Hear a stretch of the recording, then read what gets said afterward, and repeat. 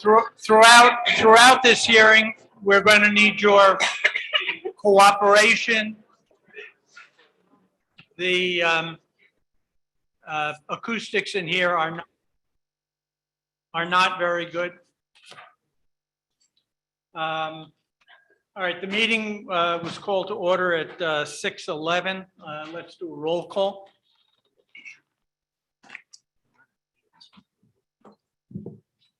Mr. Bryce, Present. Ms. Wells,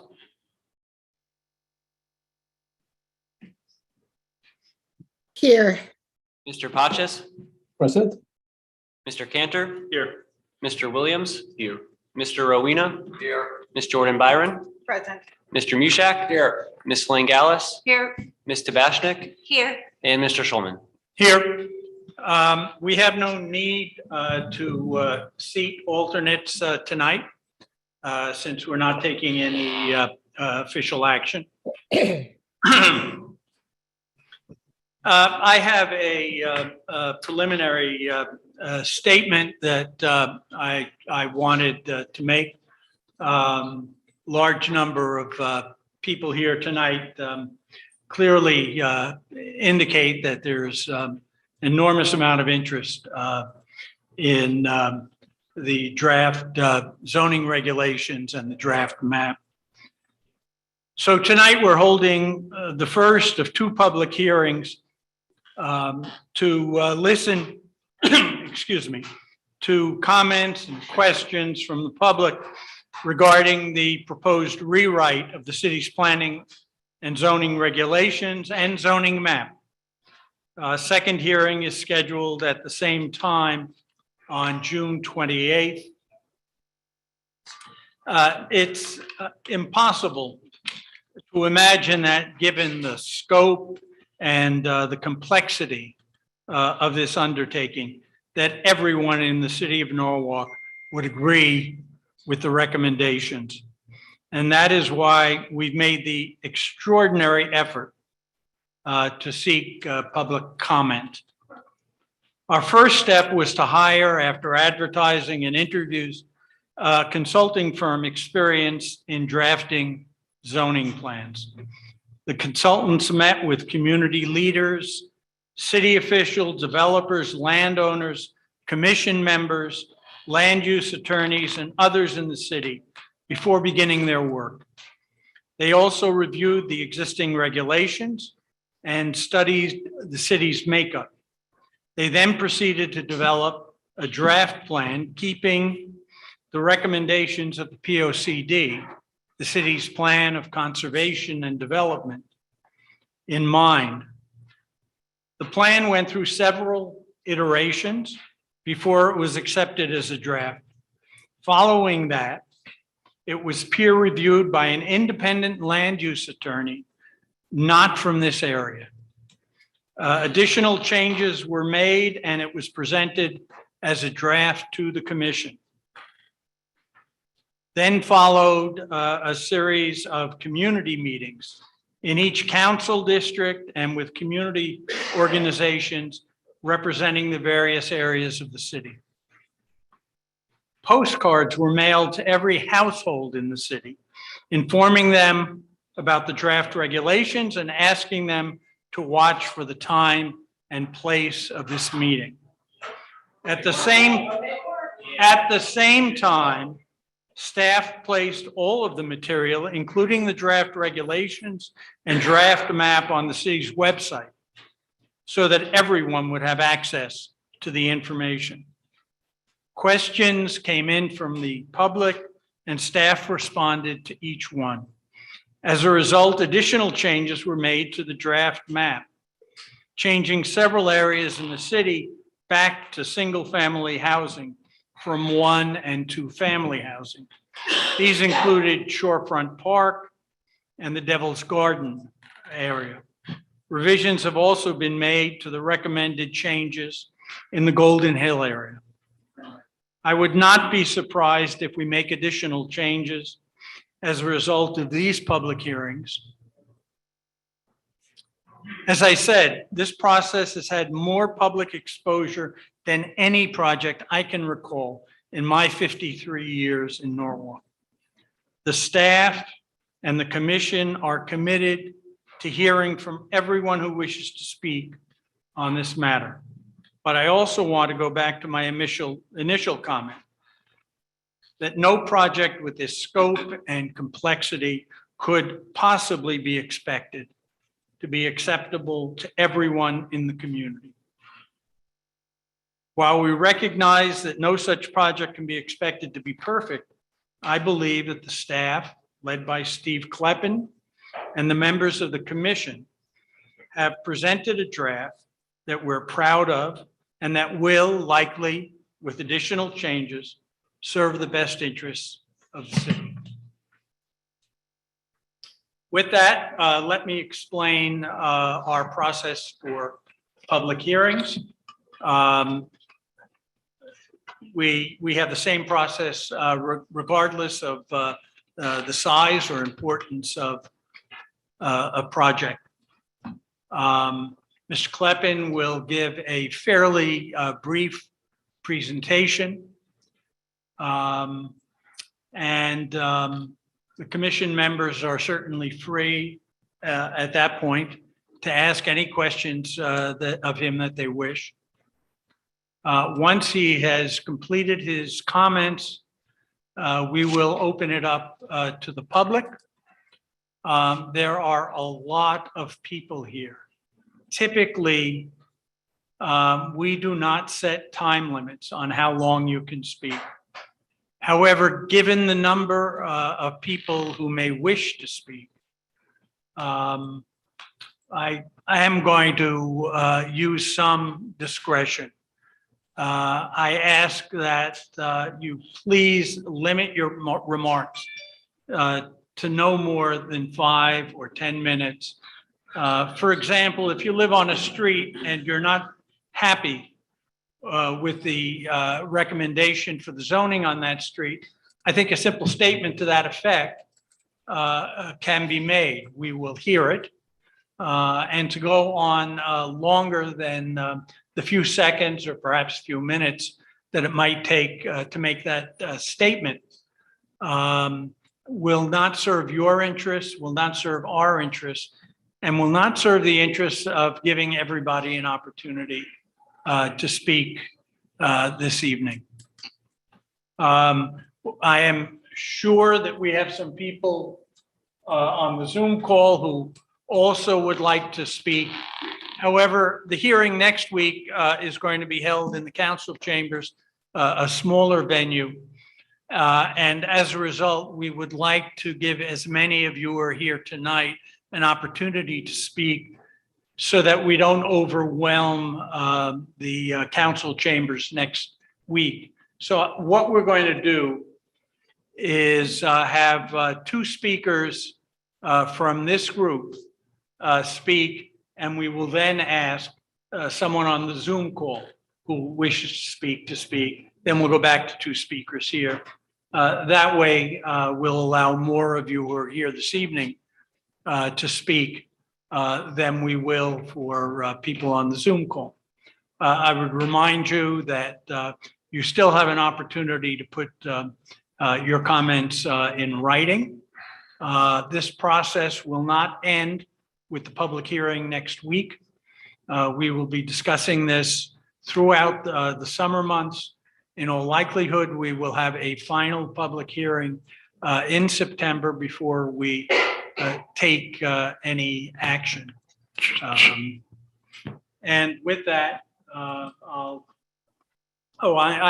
sorry. We ask to please identify yourself and give us your address.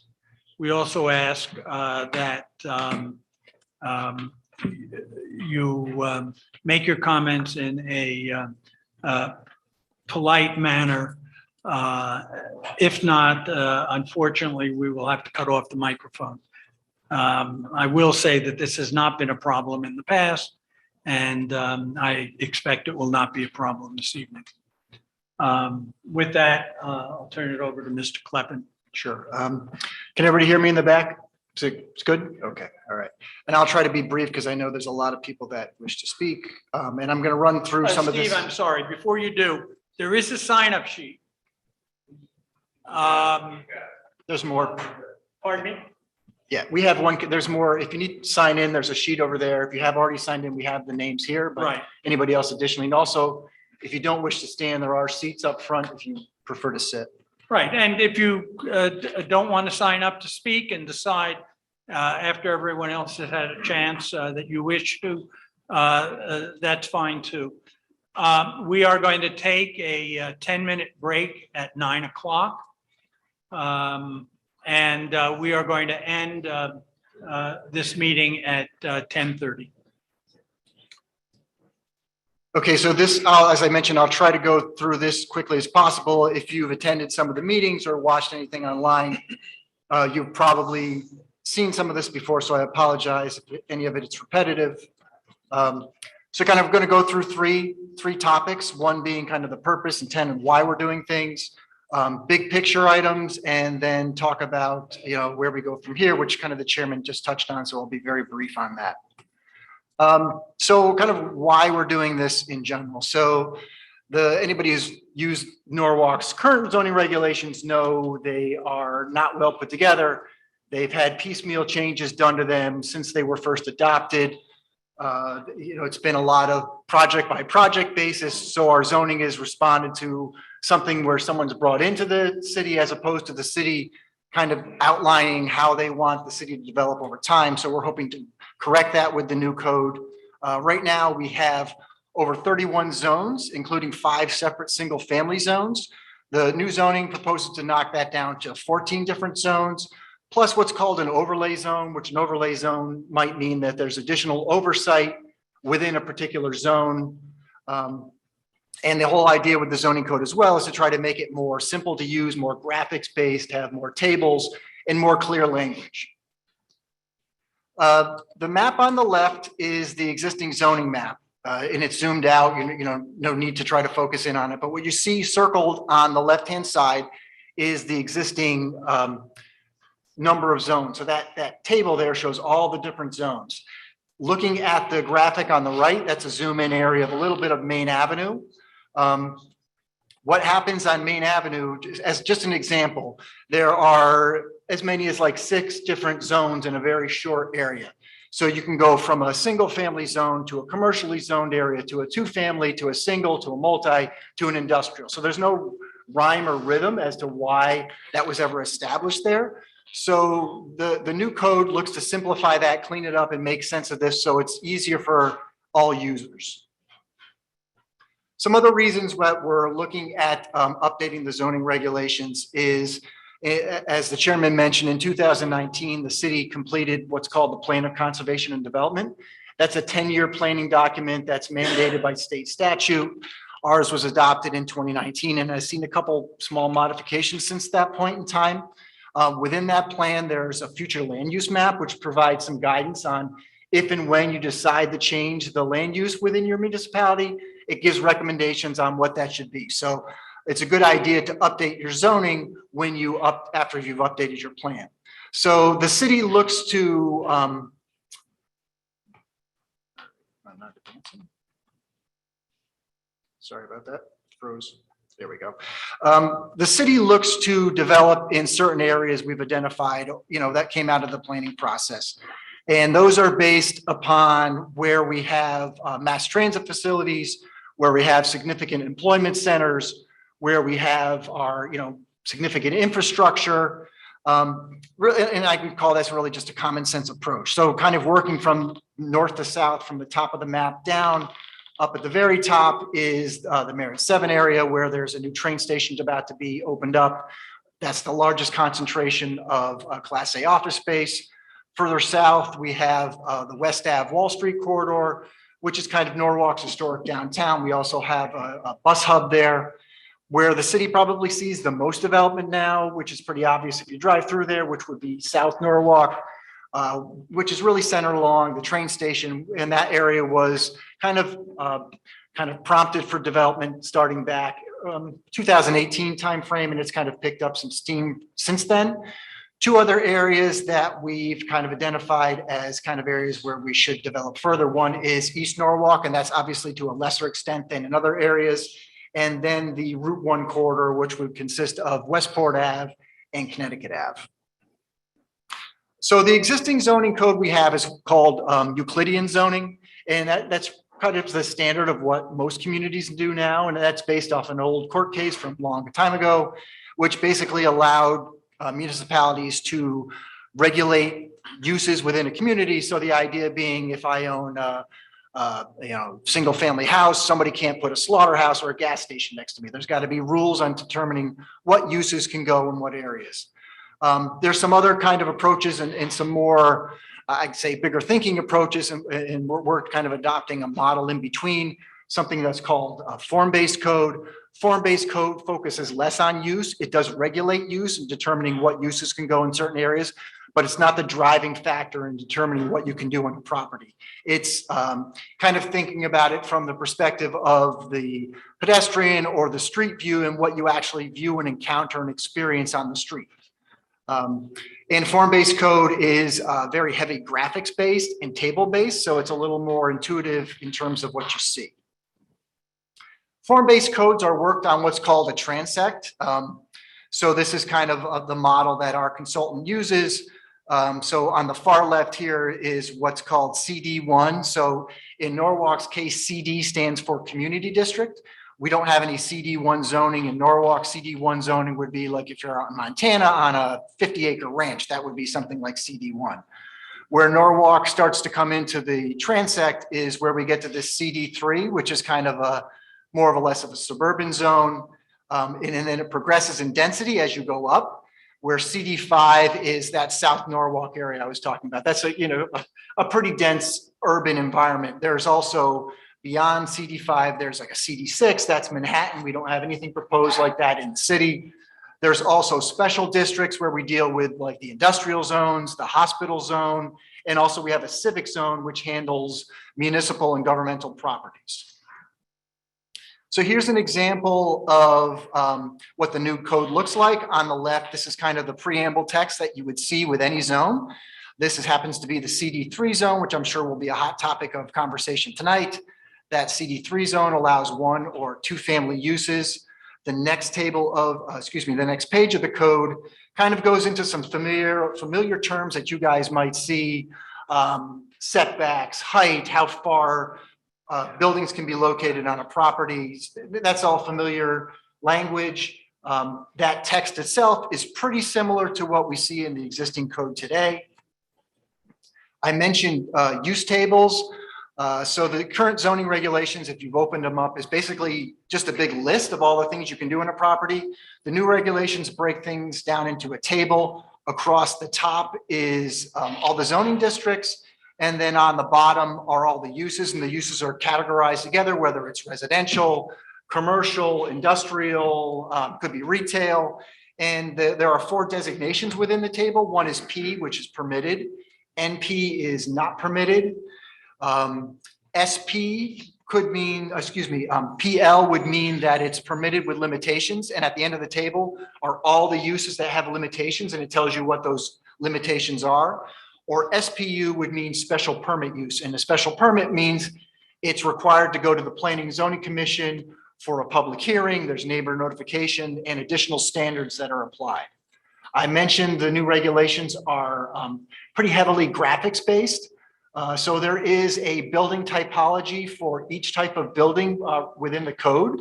This is just an example of some of the residential buildings. And this is just a zoom in on, so some of this should be a little bit self-explanatory. The graphic on the left is a house. Obviously, we don't know what that is. Whereas the one on the right is a duplex. And those would be 2 house types that are allowed within the 1 or 2 family zone. So some big picture changes that occur with the regulations. If you're in what's known as the AAA zone now, which is kind of like I would say on the more perimeter of the city, there really aren't a lot of changes to those areas. The name changes, but there aren't a lot of wholesale changes. And that's because those areas, by and large, they're on septic, they have private well, they're not serviced by infrastructure or transit, so it doesn't really make sense to add density out in those areas. There is consolidation of what's known as the A zone and the double A zone. Those are both single-family zones. As I mentioned, which I think we'll spend a lot of time talking about tonight, is a proposed consolidation of a lot of what's known as the B residence zone with the existing C residence zone. The C residence zone allows 1 and 2 family, where the B is single family only. So the B zone, I don't know if it was 50-50 or close to 50-50 based on where it was located. A lot of that went to the new CD3 zone. Some of it went to the new CD3S zone, which is a single family zone. So what we're hoping to accomplish with some of these changes, particularly when it gets to the form-based aspect of things, is more uniform design over time. And another aspect with the CD3 zoning for the 1 and the 2 family is the potential to have additional home ownership. So if you have a 2-family house, technically you can do a condominium where one person can own one half, the other person can own the other half, which, if you're thinking about entering the housing market, a typical single family house is a lot more expensive than buying half of a duplex. In those zones, currently, all the single family zones allow what's called accessory dwelling units, or we call them ADUs. Those have been on the books in Norwalk for a long time. The regulations were revamped last year, and again, a little bit tweaked earlier this year. And the big change I would say with that was accessory dwelling units can now be detached versus solely being attached previously. So one thing we did, and I'll show you on a map in a second, we've consolidated really what's become the urban core of the city, which is going from South Norwalk up towards Wall Street area. There were many overlapping zoning designations in that area, so it made sense to consolidate them and keep it a little more unified. We've consolidated West Ave, Westport Ave, Connecticut Ave, and Main Ave into what's now called CD4C. It's really one commercial corridor. So it made sense to work on that as one consolidated entity. One thing I hope will happen over time, and when I'm saying time here, it could be 30 years, it could be 40 years, is if you drive down Westport Ave or Connecticut Ave and you hit the Westport border, you hit the Darien border, the look changes quite a bit. And the only reason it changes is because we've allowed it to look this way in Norwalk, where we end up with a big sea of parking in the front. We get very, I'd say not very attractive signs. You get a lot of buildings that aren't overly attractive. So the idea with the form-based code is it will require the buildings to be close to the street, where the parking for the most part will be to the rear and to the side. Signage will be unified, curb cuts will be lessened, and the building designs will hopefully be improved. So these are going to be, changes that come over decades, because it's going to happen when the properties transfer and there's a new user on those properties. So this is just a quick getting back to what we're consolidating with the urban core. This map on the left is the proposed zoning. This purple corridor is what we're defining as the urban core. The map on the right is the existing zoning. And you can see from this same area going from South Norwalk up to Wall Street, you have 6, 7, maybe 8 zones, and they all kind of do the same thing with very similar standards. So we've consolidated them and have kind of made it just a little easier to use going forward. I talked about the West Ave, Connecticut Ave thing, so I can skip that now. There is, I mentioned it briefly, the creation of the civic zone, and that's really meant to handle governmental properties, whether that could be the taxing districts or it could be state of Connecticut land, city of Norwalk land. And it's meant to provide some flexibility to the municipality by also protecting abutting neighbors, because we know that's a big concern. If you're in like a single family neighborhood and they're going to city-owned property next to you and say, for example, the city's going to put a school, you want to make sure that, the school's not 10 feet off your property. So there's standards that work both ways. Some other changes, I'm just going to rattle these off very quickly.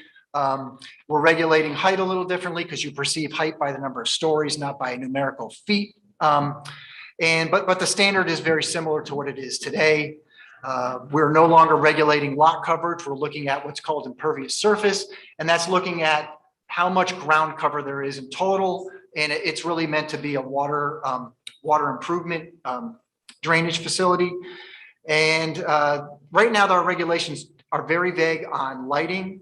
They have no standards regarding grading, vegetation, or tree removal. So if you've ever had anybody that's built next to you or torn a house down and redeveloped property and you've had runoff issues, these regulations will provide protections that currently don't exist. A big driver from the commission as well as from Common Council has been looking at providing more sustainability into the regulation. So there's a whole section on sustainability. We've made pretty significant renovations to the flood zone regulations. Norwalk has some pretty strict flood zone regulations. And I think, from my perspective, that's a good thing. But, we do hear a lot of concerns that they are too strict. So we've lessened those up quite a bit. And we've also put in increased public notification because that comes up quite a bit where somebody says, after something's already construction, I didn't know anything was going on over here. So we've put in additional standards in terms of notification. So as the chairman alluded to, and this is my last slide, I promise, we've kind of been wrapping up the outreach meetings. We have, I think, one more scheduled with a private group next week. This is the first of 2 public hearings, one again next week on the 28th. And I think there'll be at least one hearing, probably the end of September, early October, where the commission will kind of go yay or nay to all the changes and the comments that we hear. And at some point after that, they'll take a vote. And we're looking for a tentative adoption date or effective date for January 1 of 2024. And that concludes my comments. And I'll turn it back to you, Mr. Chairman. Okay, we'll now open it up to the public again. I'll remind you, just give us your name and your address. And we ask that you show us the same courtesy that we have and will show to you. With that, Brian, you have the list? So the first speaker is Brian Go. No, first speaker is, we offered that spot to the mayor. Oh, no, I apologize. You go first.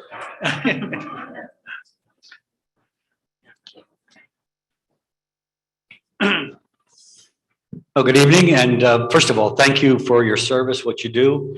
I know it's a very challenging position, having been on the zoning commission in the past. I know you've got a daunting task ahead of you. I'm here tonight to talk about some of the things that I've heard from many of the people behind me. I have serious concerns about 2 parts of the proposed zoning changes. One, converting a single-family home area to 2-family home, and this 2-family home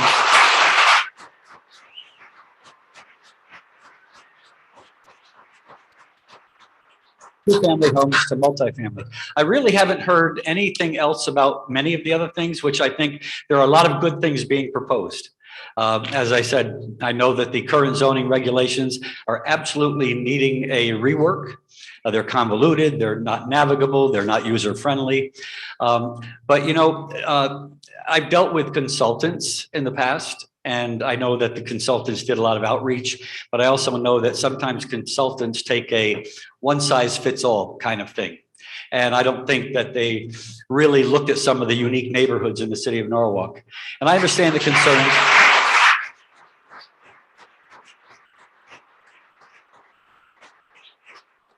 I certainly understand the concerns of the people behind me. They have the neighborhoods that they've been living in for decades, some people, and they're concerned about what's going to do to their neighborhood. So I've spoken to Mr. Schulman and a few others here. What I'd like to see is kind of not such a rush into a final product. Take a step back, look at what's happening, take a step back and really sit down and take a look at what is appropriate for the city of Norwalk. I know that you all have the interest of Norwalk in your minds and in your hearts, as we all do. And I know that tonight, all the people that will be speaking, I'm pretty sure I can get an idea of what's going to be said tonight. But I know you're going to listen to them and take their concerns into consideration as well. So again, thank you for your service. I know it's a very challenging position. And again, I think too much too soon is the wrong way to approach this. And I hope that you'll consider my comments and the others as well. So thank you.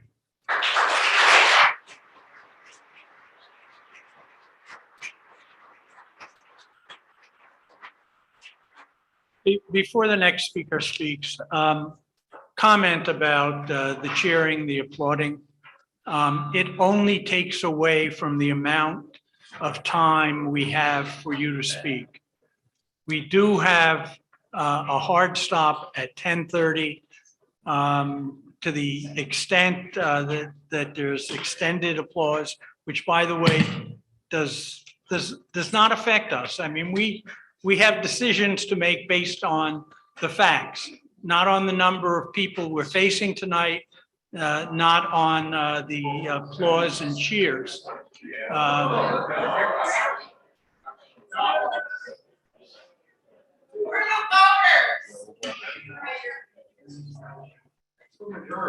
And yelling at us does not serve your interest either. We've asked that you please behave politely. We're committed to doing the same. First speaker, please. Luke, is staff, the staff going to be commenting, answering people's questions in order to close I loops think as faster? necessary. As necessary. Hi, how you doing? I'm Brian Goff, live at 3 Stepping Stone Road. Was born in this town. I lived here longer than everybody on at this table. Number one, there was two-family, changing single-family zoning into two-family zoning. There's no room for it.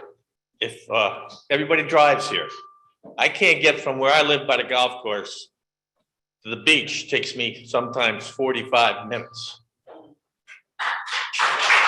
There's too many cars and not enough room in this town. We're full. There's no discussion about that.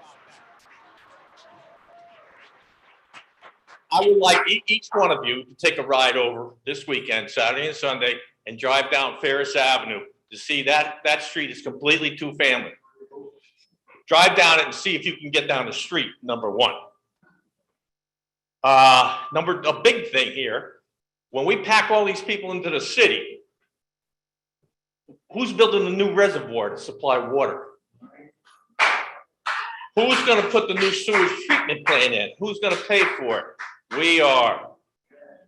And you just can't pack, 5 pounds, the old saying, you can't put 10 pounds of this into a 5-pound bag. And that's what you're trying to do here. There is absolutely no more room, gentlemen, ladies and gentlemen, in this town. I'm sorry.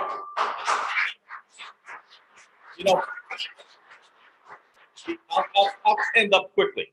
The East Norwalk project, I read about that. Now, that whole area, are you just going to use eminent domain and kick people out of their houses to bring strangers into this town and put them in two-family apartments or buildings that have 15? I've read some of the specs on it.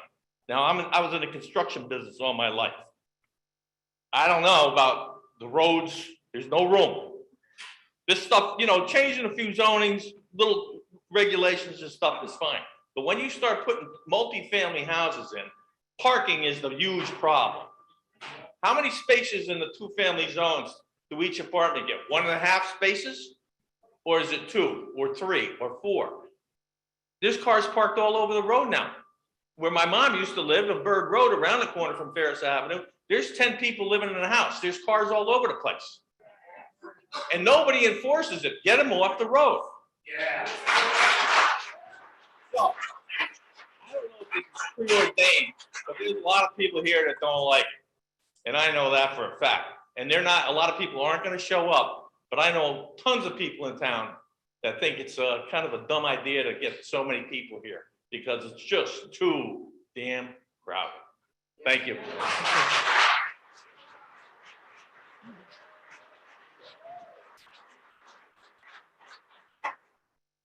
Next is Mark. Thank you. I won't take that next, don't worry about it. Good evening, my name is Mark Liljedahl. I'm a resident of Norwalk for 73 years. 40 of those years have been in East Norwalk. I've seen a lot of things go on in this town and it's very interesting. I happen to agree with the mayor that he ran on a platform that the zoning hadn't been taken care of in 30 years. Hadn't been reviewed in 30 years, which is a good idea to review it. But I think it's been a little rushed to judgment. I agree with the mayor on that. We had a consulting firm that you worked with that probably made the same recommendations to 10 other towns that they did to us. So I think without some specifics on each of their areas that people are talking about, I think it's a little hasty to make some of the judgments that we have. I'm here specifically to talk about Ludlow Manor. You want to change Ludlow Manor from a single-family street into a multifamily, two-family house street. And I got to tell you something. I don't know how many of you have walked down Ludlow Manor, but it is an absolutely beautiful street. It's a one-family street. And currently now, it is the most affordable one-family street in East Norwalk. And that's what you want. You want affordability in Norwalk. Isn't that correct? That's what you're looking for with all the plans you have right now? Currently, it's the most affordable one-family house in East Norwalk. And several of the neighbors in East Norwalk have written in on Ludlow Manor. And I want to read you the responses. The same response came from every single person that wrote in. The response was, Ludlow Manor is currently zoned as a B residence. It is directly adjacent to C residence on the west and A residence on the east, being in proximity to the East Norwalk train station and size lots being consistent with CD. This is what it ended with. It makes sense. So you are making decisions on residents, where they live and how they live, because it makes sense.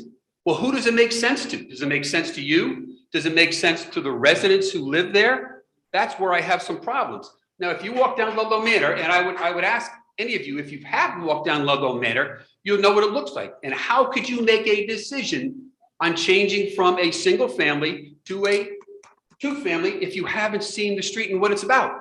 Now, you take Ludlow Manor and walk down it, and then you go over a 3-minute walk, to Marion, to Wallace, to Norman, and the street looks exactly the same as it does Ludlow Manor. They're AA. Nothing's going to happen with them, a 3-minute walk. You talk about being the transit district, being able to walk to the train station. I see people all the time walking there from that area. And that's one of your prerequisites for that one. So how can you take that little sliver and put that there? What's the common sense about doing that one? I doubt if the addition of two-family homes on Ludlow Manor is going to make any difference to Norwalk. I doubt that. I doubt that. It's not going to happen. But it will change forever one of the nicest streets in Norwalk. Think about that as you're doing it. Common sense. Not sense, but common sense about what you want to do. I have seen and read all the material, and yet I have not seen one logical explanation other than it makes sense to take Ludlow Manor from a B and put it there, and yet all the other areas around it are multifamily houses right now. They already exist. They exist. You're not going to change those. You're changing one street to a multifamily home from a single family because it makes sense. Well, I respectfully request this commission to use some common sense, go out and take a look at it, and then make your decisions. Thank you very much for the evening. Thank you.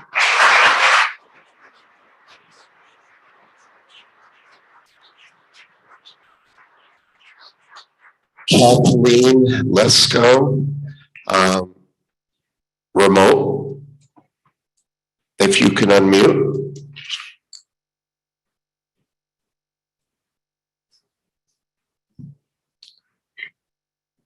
Kathleen, if you could unmute. God. There we go. Hello, I'm Kathleen Lesko. I currently live in a triple A zone, but I'm speaking for the whole city of Norwalk. I've lived in Norwalk for over 30 years now, and my husband was born here. His parents are still here. We love the town the way it was 30 years ago, and we still love it, but it's gotten too crowded. And the only thing I want to say is there should be no ability to change a single family to a multifamily or a single family to a two-family without full approval of the homeowners. The biggest issue is homeowners' values are going to go down, and they bought their home based upon the zoning. So there should be no ability to change that. And that's all I want to say. Thank you. All Our next two speakers, I'll call two up at a time. Lou DeCanto and then Simon Sumberg. Good evening. My name is Lou DeCutto. I own a home at 13 Saddle Road in Norwalk in the B resident zone. You're currently proposing to change neighborhoods that are from Newtown Avenue to Dry Hill Road through the college streets into Saddle Road into two-family housing. I'm very certain that everybody in this room, including this board, has bought your house or decided to live where you like to live. By changing the demographics of a neighborhood, you change it. I understand that the zoning regulations need to be cleaned up. It's a good idea. I think it is very simple. I've been reading the regulations. The difference is you change an area from single family to two family. You're now changing the type of ownership of the buildings. Now they become investment properties. Now they become something that other people can make money on. You're not going to create any more affordable housing. What you're going to create is a business. Now, I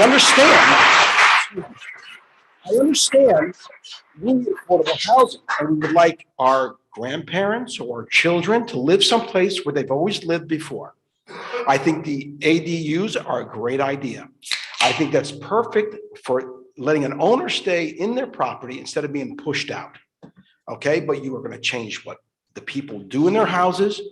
I own multifamilies myself. I cannot sit on my properties and watch what every person does in the neighborhood. But it will change those neighborhoods where you chose to live in a quiet, family-oriented neighborhood. Okay? It makes no sense to change them to two-family neighborhoods. It changes absolutely what everybody will do. They'll take their houses, they'll split them in half, they'll put multifamilies in them. Parking will become a problem because renters do not care where they park. Your TOD district has already had an impact in my East Norwalk neighborhoods where I own other properties, where the developers charge for parking on their sites. And now I have to police them coming to my public parking or my parking lot in my private property. Parking is a big problem. This is not New York City. People do not walk everywhere. They go to the grocery stores, the doctors. They all have two cars. It doesn't make any sense to create more crowded, more parking, like some of the people are saying. Drive down those neighborhoods in the B zones, and on the weekends, try and look at all the cars. Everything that's on the street already. Imagine shoveling those cars out in the snow. It makes it a nightmare. I was a public servant in the city for 25 years. And if you're trying to get a fire truck down a road that's already crowded, somebody's life is going to be in danger. I'm done. Thank you very much.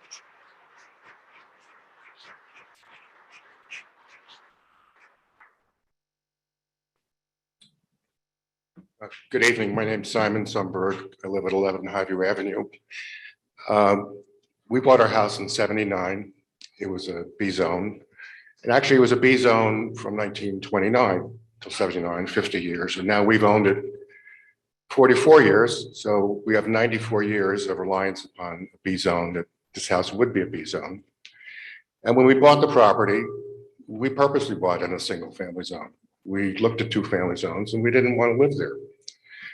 So I don't want to repeat what everybody else has said, but I can tell you that revising the code is a good idea. I was an assistant corporation counsel from '86 to '88 and from 2002 to 2006, and zoning was one of the departments I covered. And in the last zone change, which was '87, '88, I was the one who wrote the brief for the city. I defended the city, which we won. The thing that's bothering me is simply with a broad brush, changing a single family zone to a multiple family zone. That just changes the character of the entire neighborhood. I live on Highview. There are no two family houses there. Overlook, perpendicular to our street, no two family. Clearview runs parallel to Highview, no two families. Birch down the street, no two families. Walnut, no two families. Chestnut, no two families. Park Hill, I don't think there are any, but it's a single family zone. And the only place that you see multiple family is when you drive up Bettswood, where the island is, there's a single-family house, and it's now a rental. You hardly ever see the same 4 cars there. You see an assortment of trucks there. You see an assortment of trucks that have bedding in it, parked there. I've seen trucks where the guy's literally on the street changing his brakes. It just gives a different feel to the neighborhood. And I think it would be a mistake to change the tenor of my neighborhood. I don't think it's warranted. I don't think it's a good idea. And if you're talking about form, well, the form of the neighborhood is a single family. Why introduce a completely different form of ownership? It just doesn't make sense. If it doesn't make sense, you probably shouldn't do it.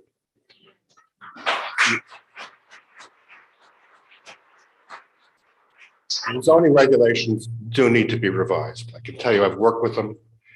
They're, I can't say they're a nightmare, but try and make sense out of them. It's like trying to make sense out of the 64 hexagrams of I Ching.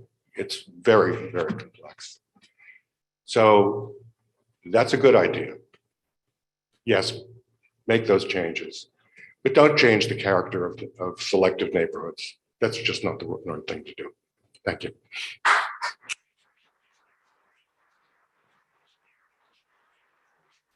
I'm blank. If you could unmute, please state your name and address for the record. Thank you. Can you guys hear me? Great. Adam Blank, I live at 49 Bartlett Avenue here in Norwalk. And I wanted to speak to you on in three separate hats. So first, I want to talk to you just briefly. And am I able to share my screen, Brian or Steve, or am I not able to do that? No, Adam.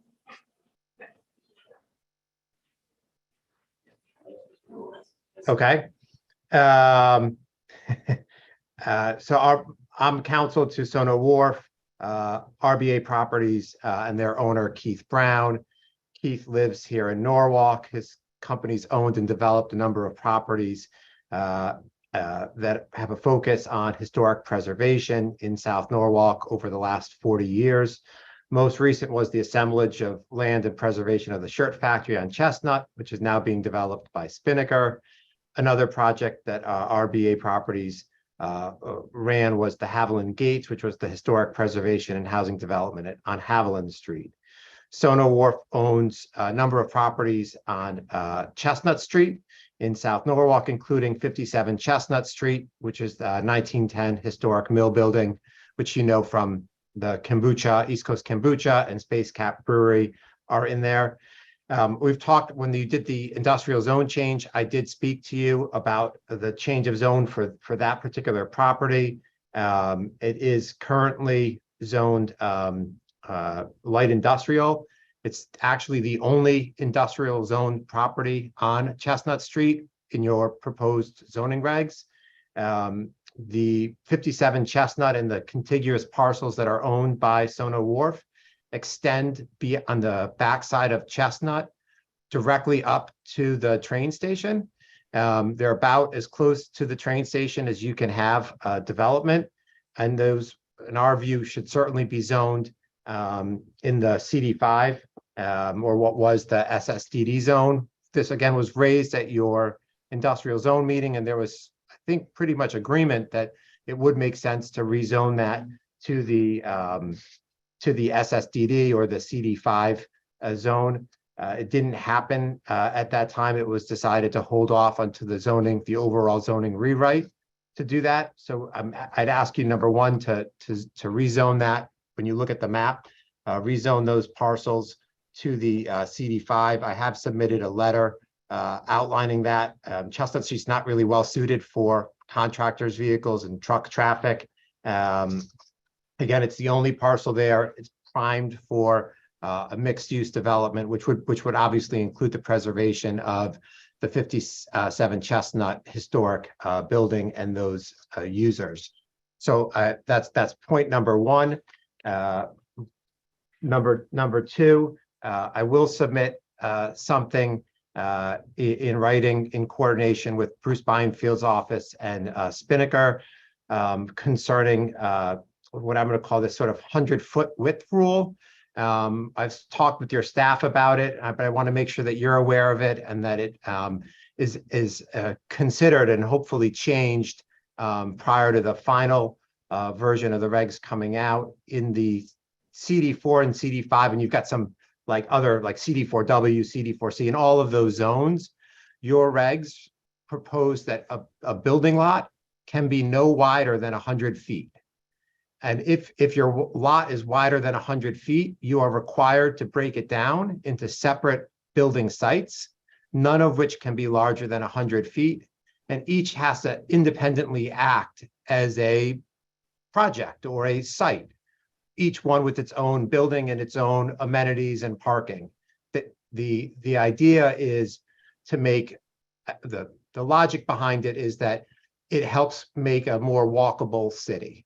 Right, you don't want to have these giant block killer buildings in your town that make your city unwalkable. And again, we'll submit to you a fair amount of information about what makes a city walkable and what doesn't. And absolutely, building sort of length is one of those things.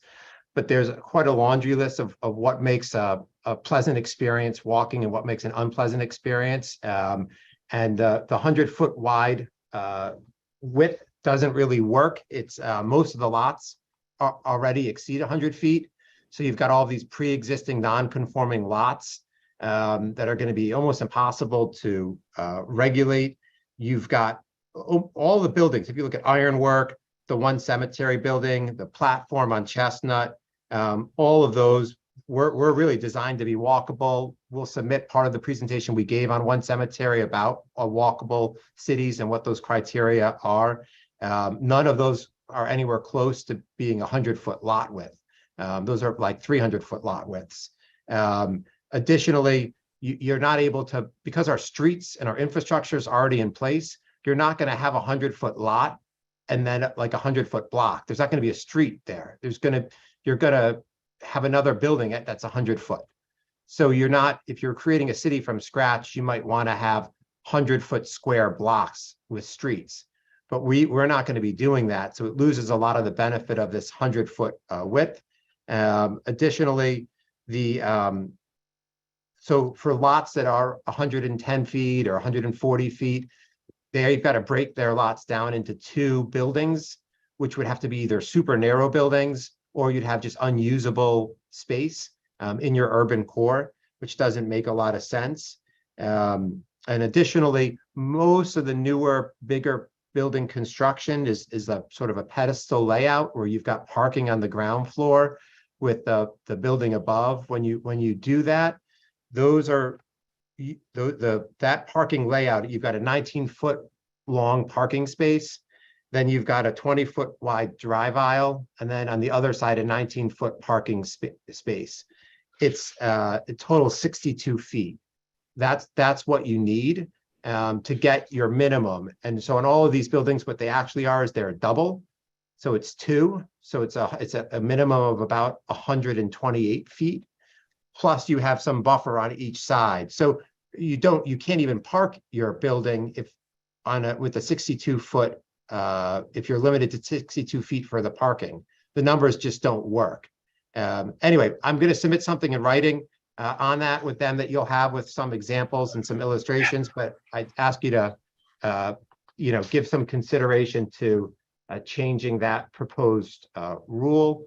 And then finally, I just in my individual capacity as a Norwalk resident, who by the way, lives in a B zone that's proposed for 2-family, and I live in a single-family home.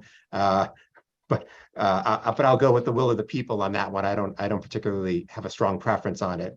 But I have submitted just today a lengthy letter that I'm not going to go through point by point of concerns with the proposed regs, many of which are easily fixable, some of which I may be wrong about, some of which are just typos, but it's about 8 pages in length.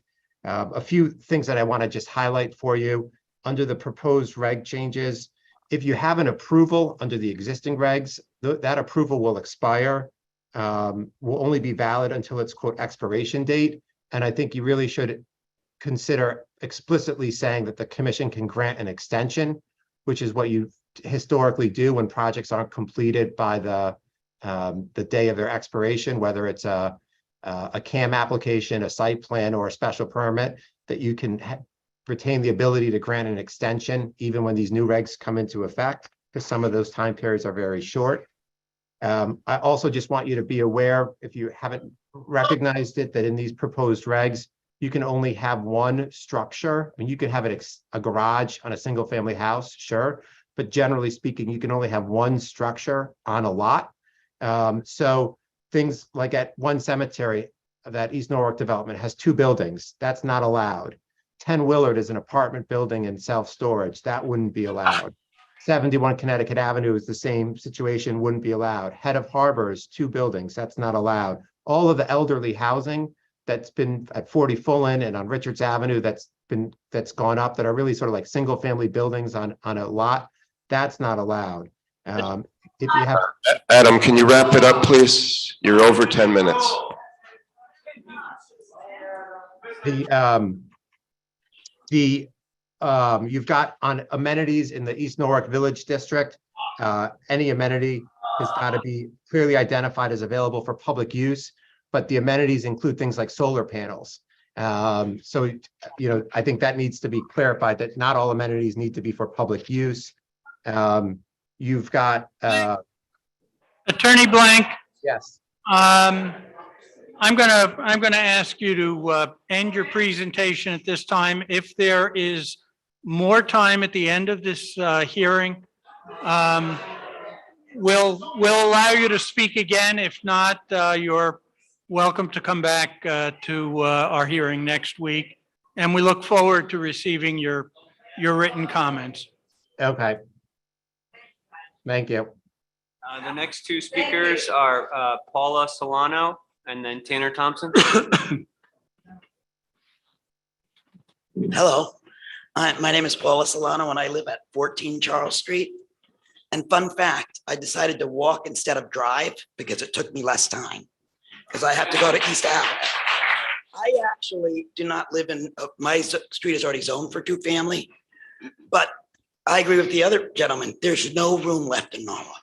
There's no room. You can't drive anywhere. And if you live in East Norwalk right now, somebody just go outside and drive down to the beach. It'll take you 20 minutes.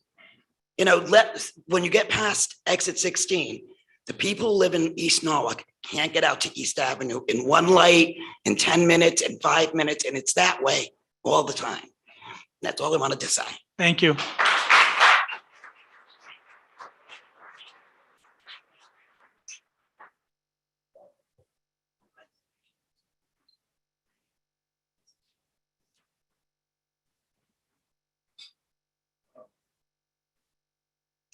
Hello, members of the Planning and Zoning Commission.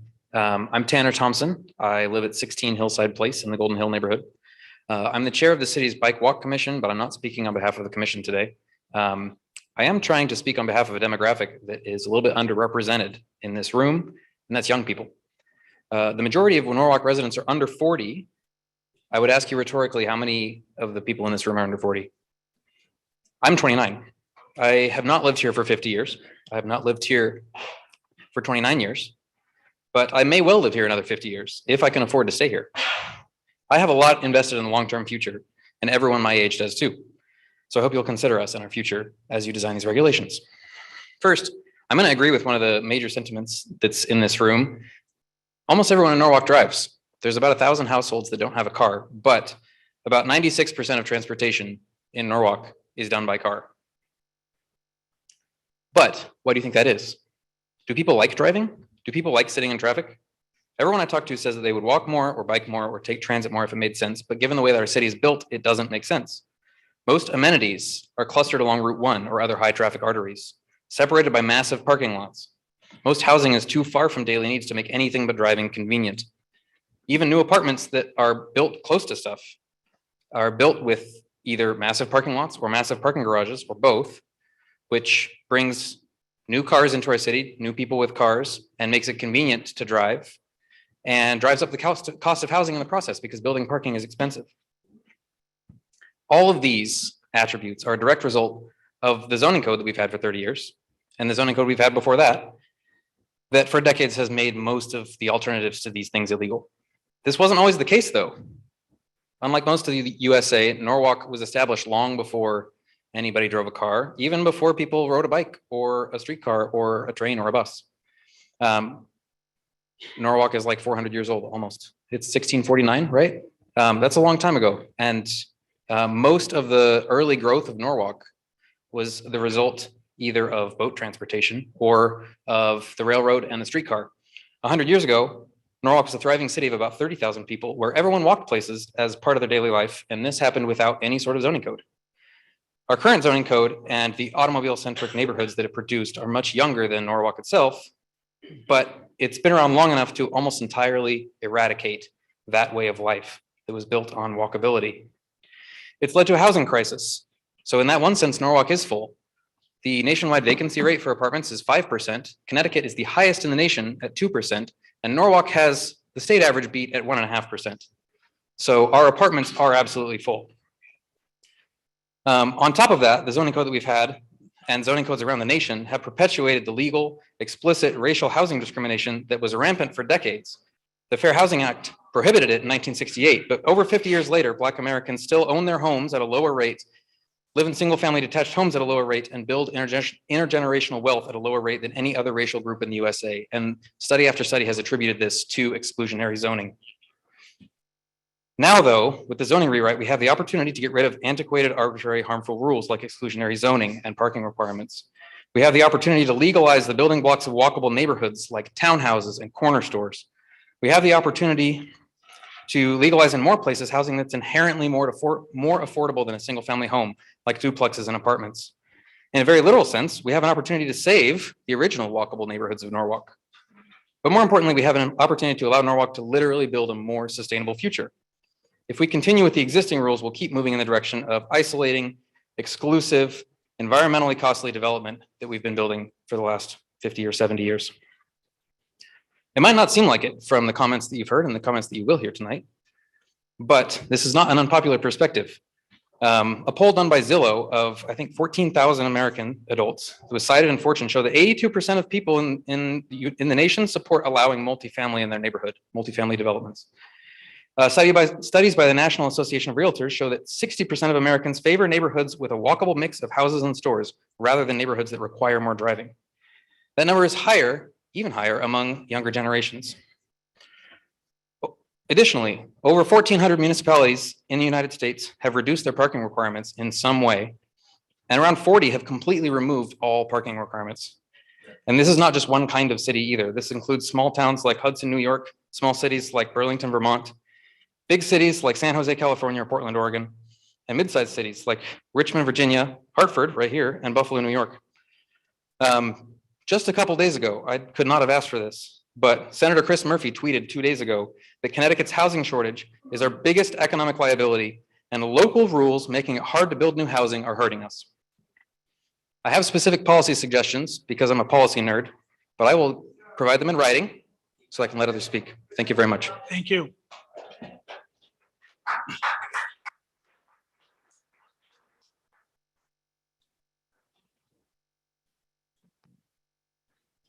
George Ekin, can you unmute, please? Please state your name and address for the record.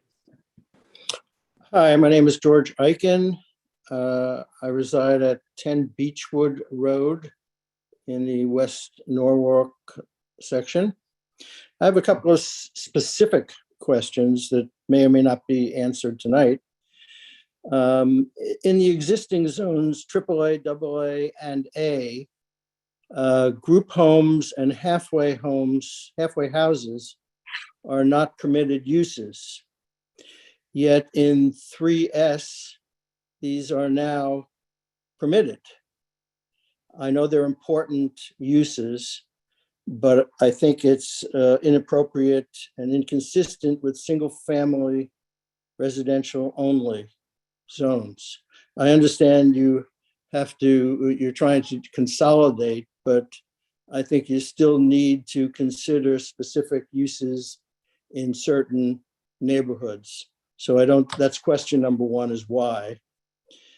Number two is if those uses, group homes and halfway homes, are permitted in 3S, I question why they're not permitted in 3L.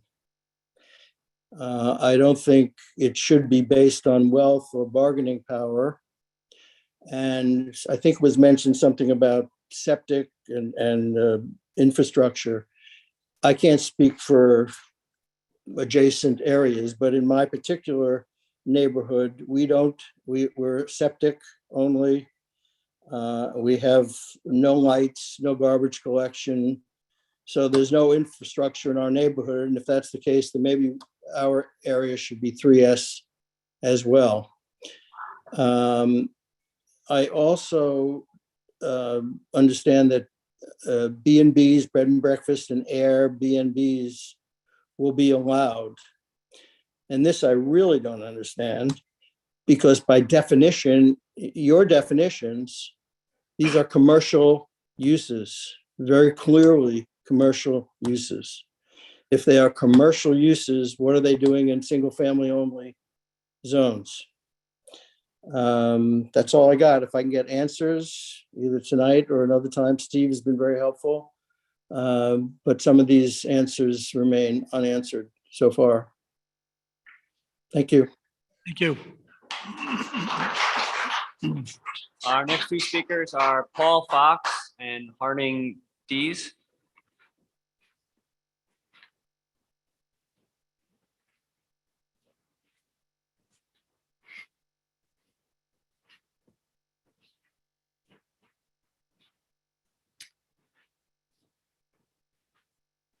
Hello, I'm Paul Fox. I live at 26 Belden Avenue. And I would like to just make a few comments about the need for affordable walkable housing in Norwalk. I haven't lived in Norwalk as long as some of the people here, but I would really like to be able to afford a house in Norwalk someday. And if things continue as they have been so far, that's never going to happen. I think that some of the changes proposed in the new rules, particularly in CD4, allowing neighborhood commercial, are big steps forward in terms of being able to build walkable neighborhoods. But I think that there's significant risk with the public outcry that these things could be scaled back. And I think that would be a mistake. I think that there's definitely a huge shortage of housing in Connecticut, not just in Norwalk, but especially in Norwalk. And prices have just become ridiculous as a result. There are some specific suggestions that I have. I won't talk about them today in the interest of time. I'll submit them in writing. But I think that the commission should really carefully consider the dire need for walkable, affordable development in Norwalk, and take that into account when making decisions about adoption of the new regulations. Thank you. Thank you.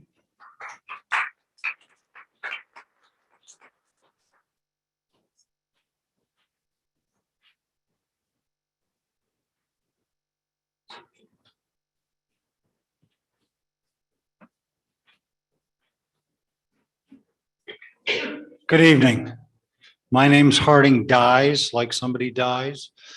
I live at 19 Oakfield Road, which is a horseshoe shape off Garner Street between two of the biggest arteries in this city, West Avenue and Fairfield Avenue. First, I'd like to know, who was the Golden Hills spokesperson that you talked about? Because I've never seen them, I've never heard of them, I don't know who they are. And I've lived there for 43 years. And do any of you live in the Golden Hill area? Okay, we have one, fine. I came here as a single person, bought the house because it was in walking distance of a police station, Metro North, grocery store, which no longer exists. It's called a theater now, banks, hospital, interstate.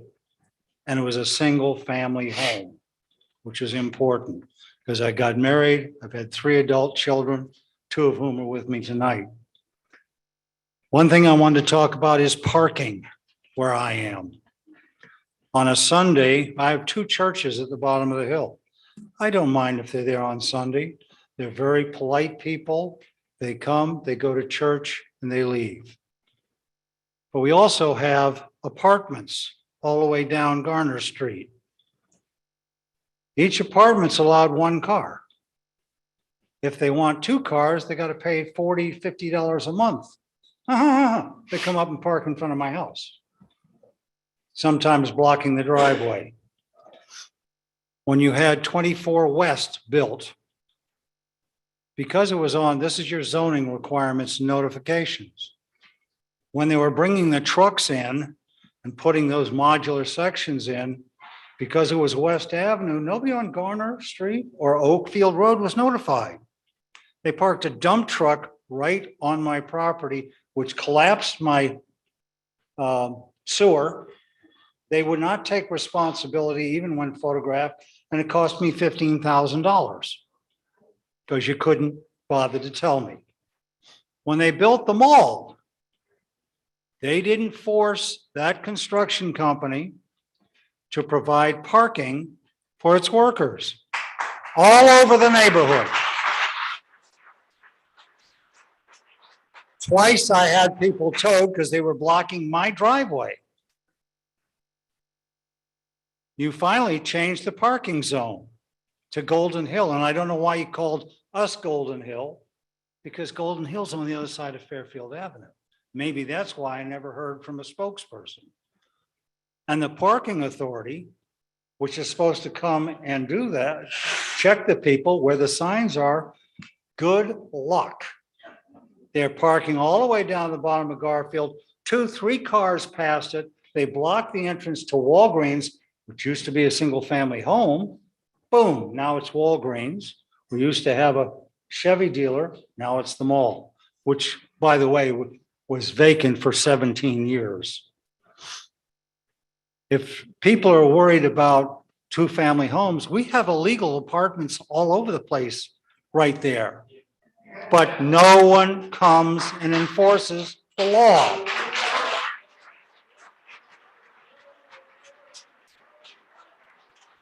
If you make it, you can cover that up by changing the zoning. All of a sudden, they're legal. I don't know why you don't enforce the law. The other thing is, if it's 2-family buildings, they're going to bring in outside developers. I can tell you right now, in East Norwalk, the Wells Fargo Bank closed down. How many people here know that they're going to put in a 72-unit apartment building? Okay, 77. 2 cars per apartment. Where are they going to put the cars? Don't know. And if they start construction for any of these 2-family homes, where are they going to put the cars? Where are they going to park the trucks? Where are they going to park the moving vehicles? I spent 27 years here as a mailman, and I probably know this city better than most of the people on this board. I've seen when construction happens. You go down to row 8 and it's all single family. Construction, you can't get around down there. Construction other places, you can't get around. Traffic flow. Fairfield Avenue, high speed. West Avenue, high speed. You ought to sit on Garner Street, especially with these people that the parking authority doesn't come up and get. You can't go, I can't go up that hill when they're parked there and see around the corner for some guy flying down that hill, because it's an off-camber left-hand corner, so they hug the right side. Somebody's going to die on the front of my Silverado. I don't know. Also, water and waste. You start putting in those families, and I don't know how many apartment complexes around here. I know because they changed all our routes in the post office to take care of these huge apartment buildings. I can't believe they're all filled. And this young gentleman who spoke before me is worried about housing. It's all over the place. It really is right now, and they're still building. They even built one down in a place I didn't think could exist next to the train station. I went down there the other day and said, my God, I'd never seen it before. It sprouted right up. There are people in it. And it's so small, I couldn't park my truck in it. Now, the other thing you were talking about, Westport Avenue, Main Street, and Connecticut Avenue. Reason they're built like that is because we are the only town. We're surrounded by towns, Westport, Wilton, Weston, New Canaan, Darien. Box stores aren't allowed. So they all come here. That's a huge part of the problem when you talk about traffic.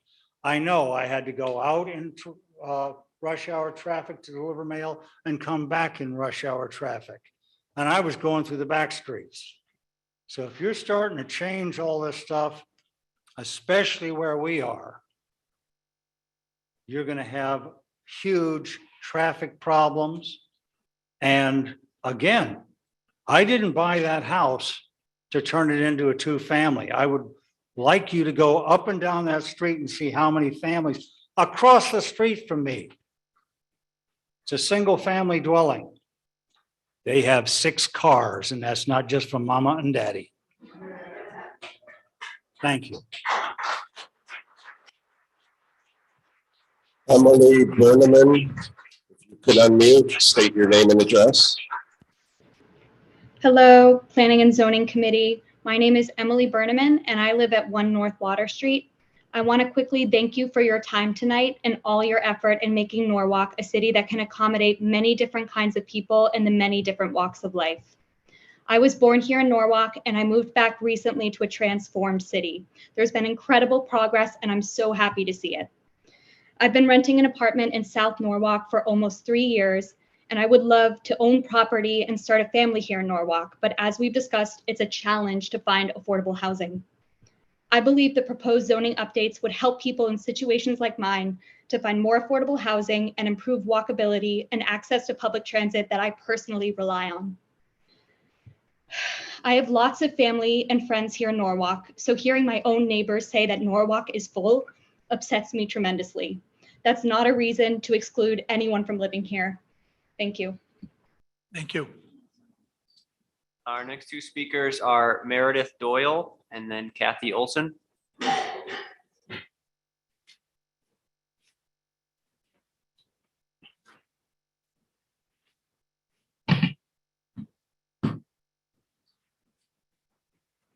Hi, good evening. Appreciate your time tonight, as I know it's not easy, especially with some people who are vocal. I live at 1 Hickory Road. I'm one of 2 houses on that road in the historic Bettswood Avenue.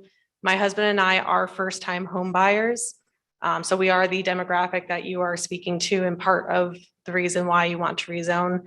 While I support the need to consolidate the zones, I don't agree with at least the neighborhood that we moved into, and I'm sure very many others as well that you've identified as being changed from single to 2-family.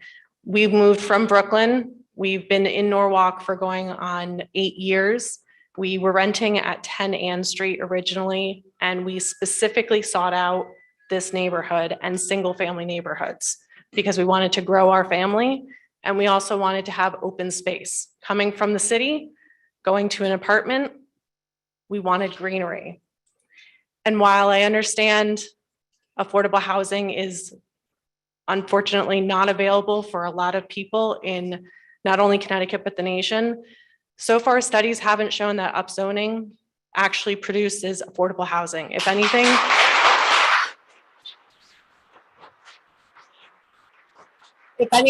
it's only proven in the long term that it's provided, as someone else has already pointed out, the ability for investors. And that turns into rental properties. And while, yes, we need more ability for housing that's affordable, nothing in Norwalk rental-wise is affordable. You have a studio that goes for $2,000, and that's that's on par for what we were paying in New York City just 10 years ago. So I vote no. I would hope that you would consider what a lot of people are saying and echoing. I appreciate your time. And hopefully that you'll revise the map again to have it reflect a little more what the taxpayers and what the citizens of Norwalk are speaking towards you or to you about this. Thank you. Thank you.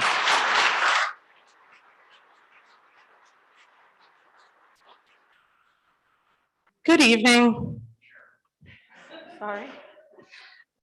Good evening. I'm Kathy Olson. I live in Shorefront Park, 38 Shorefront Park. First, thank you for correcting the two-family zoning in our single-family neighborhood. Given the geography of Shorefront Park, at one time an island, yacht club, and mansion estate, it allows for the preservation of our historical neighborhood so uniquely close to downtown South Norwalk. Limited narrow access points into the park and a 200-year-old circular road naturally places a limit on the park, once comparable to Lockwood Matthews Mansion. It also prevents future legal disputes and zoning litigation resulting from city regulations being inconsistent with the property deeds of Shorefront Park residents. Having said that, I am still very concerned about the over-densification in other single-family neighborhoods in the city of Norwalk, especially as it pertains to residential quality of life and the city's ability to maintain its roads, schools, sewers, and parks due to the increase in population. I strongly encourage the commission to scale back further density plans until such time as the city can get a better handle on its operations and its finances. Thank you. Thank you.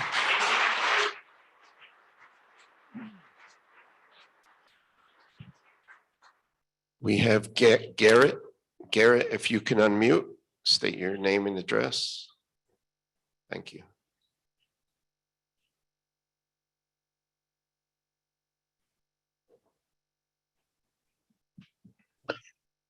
How you doing? Hope I'm unmuted. Garrett Friedrichsen, Crooked Trail. Echoing all the responses about the crowded nature of the city. I want to point out a curious statement from the mayor in the beginning. How did we become so crowded in Norwalk? Our mayor's been mayor for how long? How did we get all these apartments? How did this happen? And now he wants to say no? Let's think about that for a moment. Let's not applaud that. Let's scratch our head and figure out how to make a change. This is not about a mayoral candidate, though. This is about all these changes for density. We don't need more density. We need smart improvement in how the city's managed. Applaud the effort to change the rules that need changing. Let's avoid density at all costs. No thought has been put, as far as we can see, on our sewage treatment plant. A lot of talk about the apartments in Norwalk. Very little talk about all the sewage that comes from Wilton. Who's coordinating that? Wilton's growing fast. They're putting up Fortress apartments too. Our plant can't handle it, folks. Our roads can't handle it. It's a disaster. Let's slow down. I agree with the mayor on that point. Slow down, stop it. Have some thoughtful change. Fix what needs fixing, but avoid density at all costs. Thank you.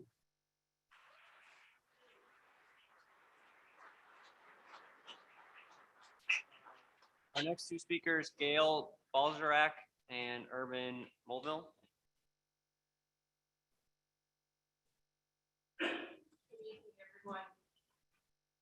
I am also a resident of Shorefront Park, and I do want to say thank you for reconsidering the change to the zoning in our neighborhood. But we're one neighborhood, and clearly there are many other neighborhoods here tonight that are represented that have similar issues to ours. And I agree with what the mayor said, that this needs to slow down and needs to be thought out more thoroughly. Chairman Schulman, I appreciate your comments at the beginning, but I couldn't disagree more with the utter lack of transparency around this process, the notification, and the ability to participate. So far, with the amount of changes that people are protesting, Clearly, you did not get enough community input before proposing these changes.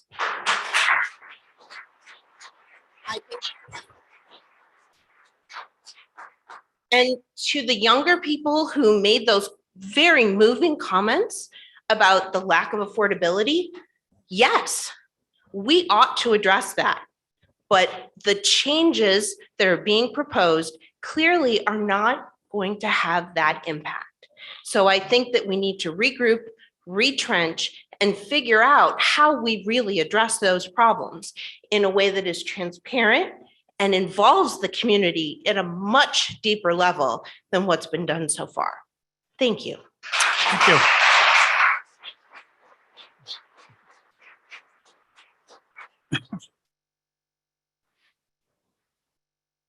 Urban Nova Hill, 50 Quintard Avenue on the front of my house and the dreaded Shorefront Park in the back.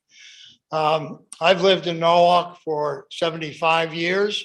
I think the only person rivaling that may be the mayor, but I don't want to give away any secrets.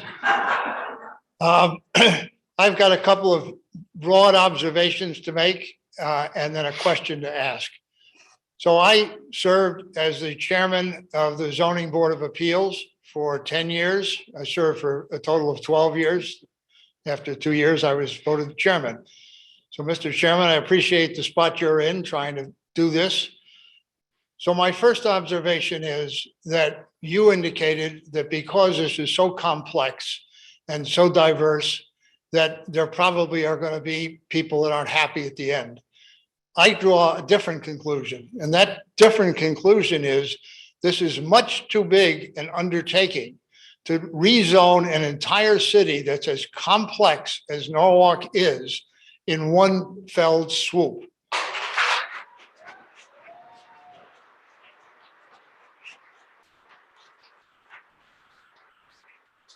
And I also sympathize with the chairman who urged people not to clap, but listen to the clapping because it will tell you more than what I'm saying.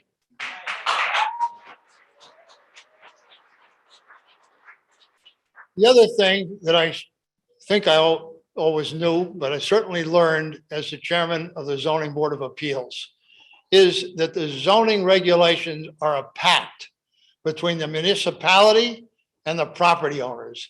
And they rely on that pact when they choose where they're going to live and the amenities that are going to be around them and the elbow room they're going to have and the distance from their neighbors and the clutter of garbage in the street. And so the portion of these proposals that suggest that the single family residence zones anywhere in the city should become two-family is misplaced and a breach of that pact between the people who bought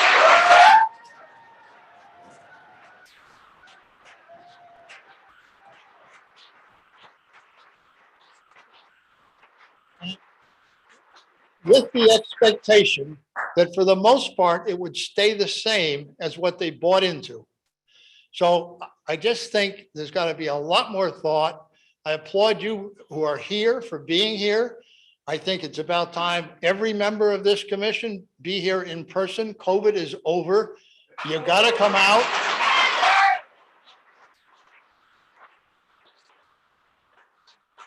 So my last is going to be a question.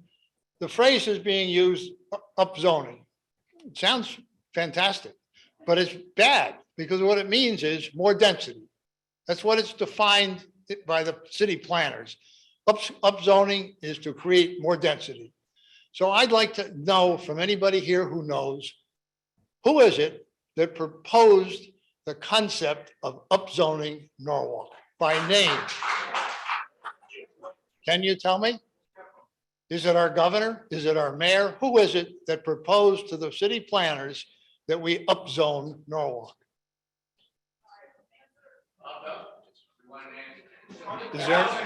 Is there an answer?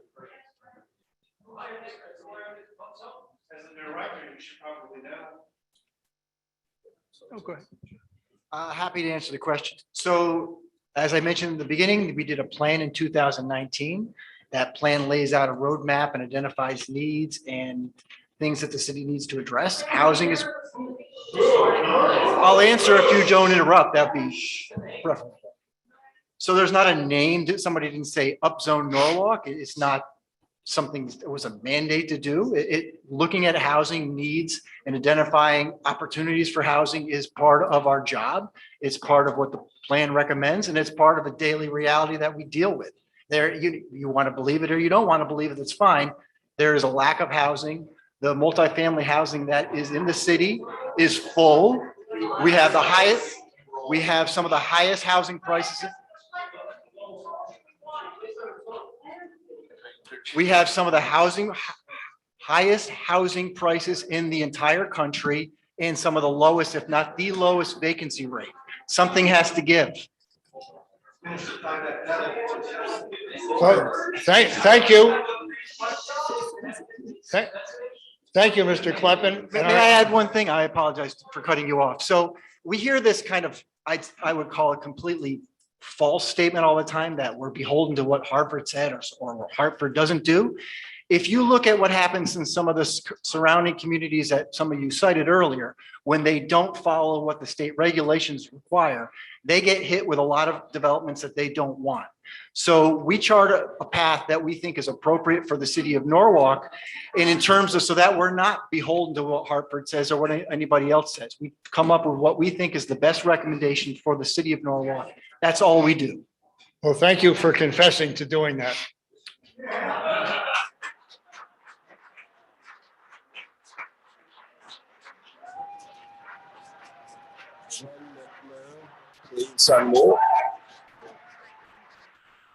Can you hear me? You. Good evening. I'm sorry I couldn't be there in person. I just got off of a council committee meeting. My name is Jen McMurr. I live at 71 Gregory Boulevard. I'm often found sitting on the opposite side of these meetings, listening to constituents, not speaking to commissions. But today I'm here not as a council person, but as a private citizen and a neighbor. As I mentioned, I live on Gregory Boulevard, where we already are zoned for 2 families. So I arguably have no skin in this game, so to speak. However, my children and my neighbors' children often play and ride their bikes on one of the streets threatened to be upzoned, Ludlow Manor. Many of the families here were raised here and have grown up here and decided to raise their own families here. We all know each other and communicate with each other often, with the exception of a couple of renters who come and go throughout the years. Those who have lived here a long time have put down roots and are invested in Norwalk in every sense of the word. We have had renters come and go, and some have been wonderful and become part of the block parties and barbecues and have taken pride in their rental properties.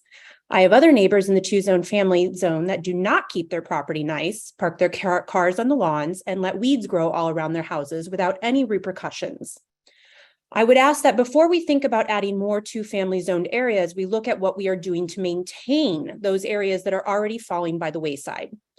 We have a very small team to keep up with blight and zoning violations as our city continues to grow, and it sadly shows in many cases. The city is also in the midst of working on an affordable housing plan. I ask, without that, how can we move forward with this plan as it is now, not knowing what sort of impact, negative or positive, it will have on our city and our neighborhoods? East Norwalk in general has undergone a lot of changes in the last 2 to 3 years with the East Village TOD plan, where zones were already changed in a significant way. We have yet to see the outcomes of those changes and whether they will be positive or negative or somewhere in between. I would argue that East Norwalk is a very desired area for a number of reasons, but primarily because of its proximity to the beach. I would further argue that by adding more 2-family homes, you are not adding affordable housing or home ownership opportunities. You are opening up a great possibility for developers and investors to come in and purchase the properties at a premium, make them into 2-family homes and rent them at a premium. I would also encourage everyone on the commission to take a drive down these streets, specifically Ludlow Manor. With the lot sizes as small as they are, I don't even understand why this street and some of the others like Staples Court and Old Saugatuck would be up for discussion to become 2-family zoned. The argument could be made that they are too small, so why include them at all? We don't often scale back once something is voted on and passed, and I doubt this will be any different. I am all for cleaning up the zones and getting rid of pockets, but I would argue that this creates further pockets and undue stress on the neighborhoods I mentioned before, where people have put roots down. Zoning is supposed to protect those very people who look to it for guidance, not lower their property values and create undue stress. We have a few very vocal advocates in East Norwalk. I know they have and will speak out against these proposed changes. I do not fault them for that. But I also would ask that you don't fault the other people who don't often speak out or complain, who are here tonight and have spoken out against some of these changes, like the upzoning to 2-family zones. Just because someone does not speak often does not mean that their voices should not be loud and heard. Please listen and prove to us that we still have a voice in our neighborhoods and our city. Thank you so much. Our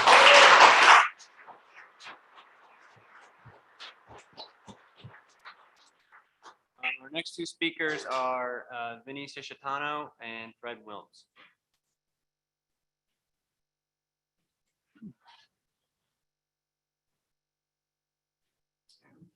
Good evening, everyone. Thank you.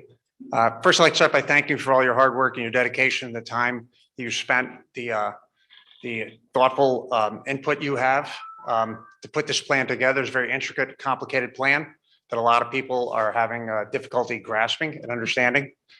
So I thank you for your hard work.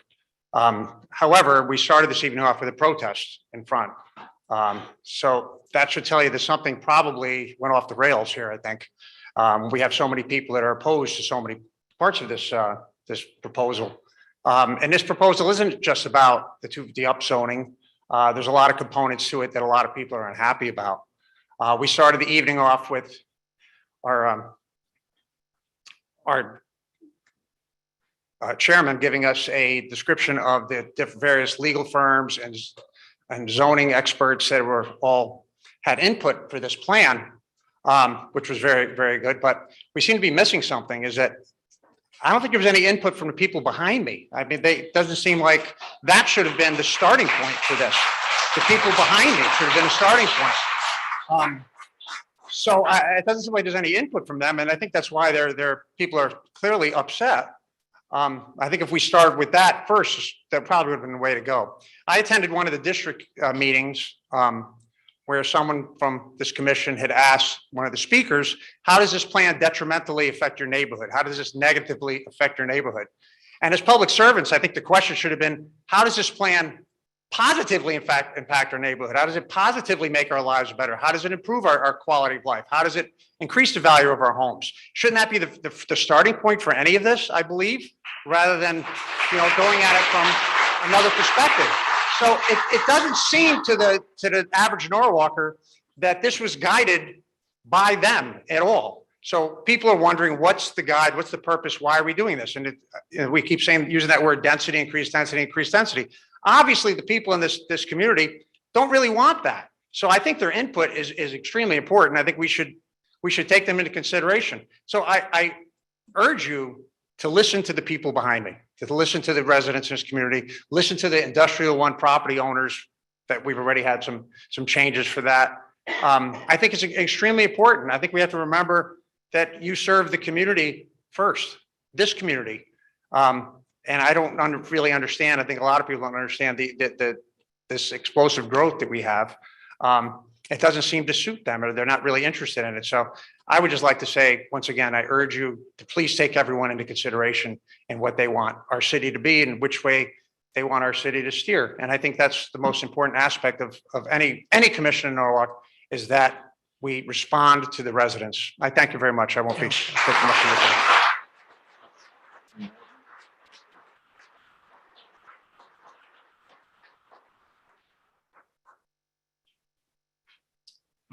Good evening. I'm Fred Wilms, and I live at 6 Westview Lane. I can appreciate the hard work that you've put in. When I started serving in government, I spent 5 years on the Zoning Board of Appeals, and certainly aware of the hard work that's involved. And so I want to commend you for your dedicated service. What struck me about this plan, though, when I first took a look at it, was it just seemed like you were trying to take a square peg and stuff it into a round hole. I'm thinking we're a collection of neighborhoods. We're not we're not Stanford, where it seems to be a bit more unitary. We're all these different neighborhoods. And as a matter of fact, if our city history, we kind of came together we merged East Norwalk, South Norwalk. That's why we have the taxing districts that are residues of that. And that's why we have all these different neighborhood associations and different approaches. So I'm not surprised that we have so many different zones, because it just simply reflects who we are. And what I saw from this report, again, is trying to consolidate a community that maybe isn't designed to be so consolidated. Again, we're not Stanford. We're not. And, it seemed to me, instead of focusing so much on density or upzoning, why don't we focus more on livability?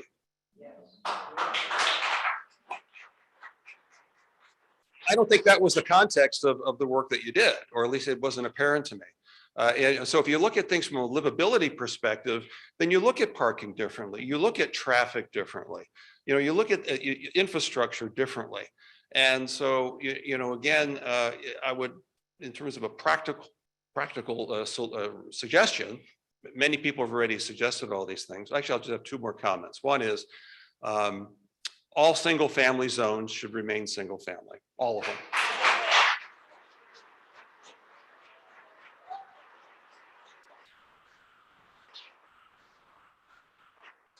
And secondly, I keep hearing about affordability. And yeah, housing prices have gone up, and we know that. But the thing that I recall is that, the state has something called 830G, which is for affordable housing, and each community is compelled to have a 10% of its housing stock to be affordable. On Norwalk, we've always been way above 10%. I think we're at 12, 13% right now. 14, or even 14. I mean, meanwhile, New Canaan, Darien, Westport, Wilton are like what, 1, 2, 3%? So we're doing our fair share. I mean, how high do you want it to go? I mean, seriously, what do you want to go up to 20, 30, 40%? And then my final comment is, I find it amusing when I hear some comments about, if we upzone, that's going to make things better. And I was thinking, well, what community could I think of that has really taken upzoning to the ultimate level? Manhattan. You can't upzone more than Manhattan, I think. I think we would agree on that. Now in Manhattan, are the taxes lower than they are here? No. Is there affordable housing in Manhattan? Can you afford to live there? Well, there you go. Again, thank you for all your hard work. And I appreciate the fact that you're going to take a long time to make a final decision, because I think a lot more thought and effort is needed to be put into this to come up with something that's more appropriate for the city of Norwalk. Thank you.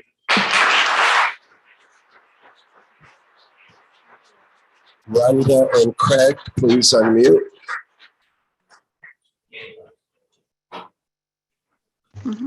Hi, I'm Randa, and with my husband Craig Nelson here in 8 Oldwell Court in East Norwalk, very near the soon-to-be 77 units. Not a fan. Regarding the thing tonight, I can see the intent of making the streets more contiguous, etc. But that's about where it ends. I understand there's years and years of mashing up of zones, and there is some benefit to getting that organized, but obviously there's been a lot of dissemination, and what I'm hearing from the room tonight is there's a common thread from most people, whether they're long-standing citizens, I've been here over 30 years, or whether it's an aspiring new homeowner. They're all, whether they're long-standing or wannabes, it's traffic. They're all talking about the traffic, the quality of life. Right now, the streets are lined with cars. The zoning rule that exists today of a 12-foot maximum is ridiculous. It prevents people from parking on their own property. It forces them to park in the street. How can we double the cars that are parked on the street now? I mean, there's nowhere to put them. This already impacts our walkability because we're walking around cars that are parked half in their driveway, half in the street. It's already a problem if you try and double the number of people in those single aisle driveways or on the street. There's just no room. That will affect the ability, speaking to the postman earlier, that already affected his life, and now it also affects street sweeping, it affects snow plowing. It would become a nightmare. It would not help our quality of life at all. Thank you. Thank you.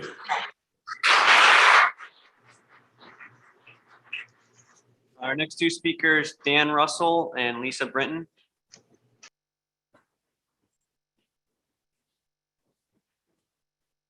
Thank you. I did not have anything prepared and I did not think I was going to speak tonight, but here I am. I live at 161 West Norwalk Road. So I'm not directly affected by this, but Norwalk is the city that I live in. And I find it a little interesting that before this actual session started, we were talking about a land trust. Is that correct? And we were talking about saving space for the land trust. We were talking about saving space for the land trust. And I think that everybody kind of voted that's a good idea. Yes, no, one person didn't. And I have fox living underneath my barn. I had a bobcat come back last night. So as far as the wildlife that's in that area, there's a lot of it. But why are we trying to save 4 acres when we're destroying an entire city? It seems a little counterproductive.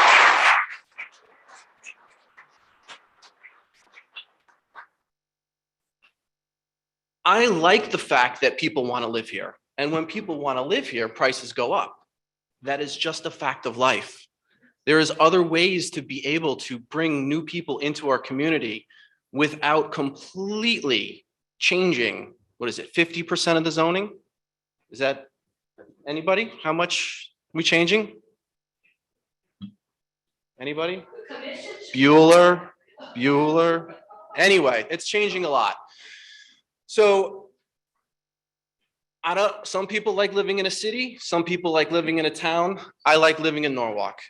It's quirky, it's interesting. There are a lot of small communities that are affected, and Fred said it best. You can't just take a big brush and just paint Norwalk as one thing. So thank you for letting me speak. Thank you.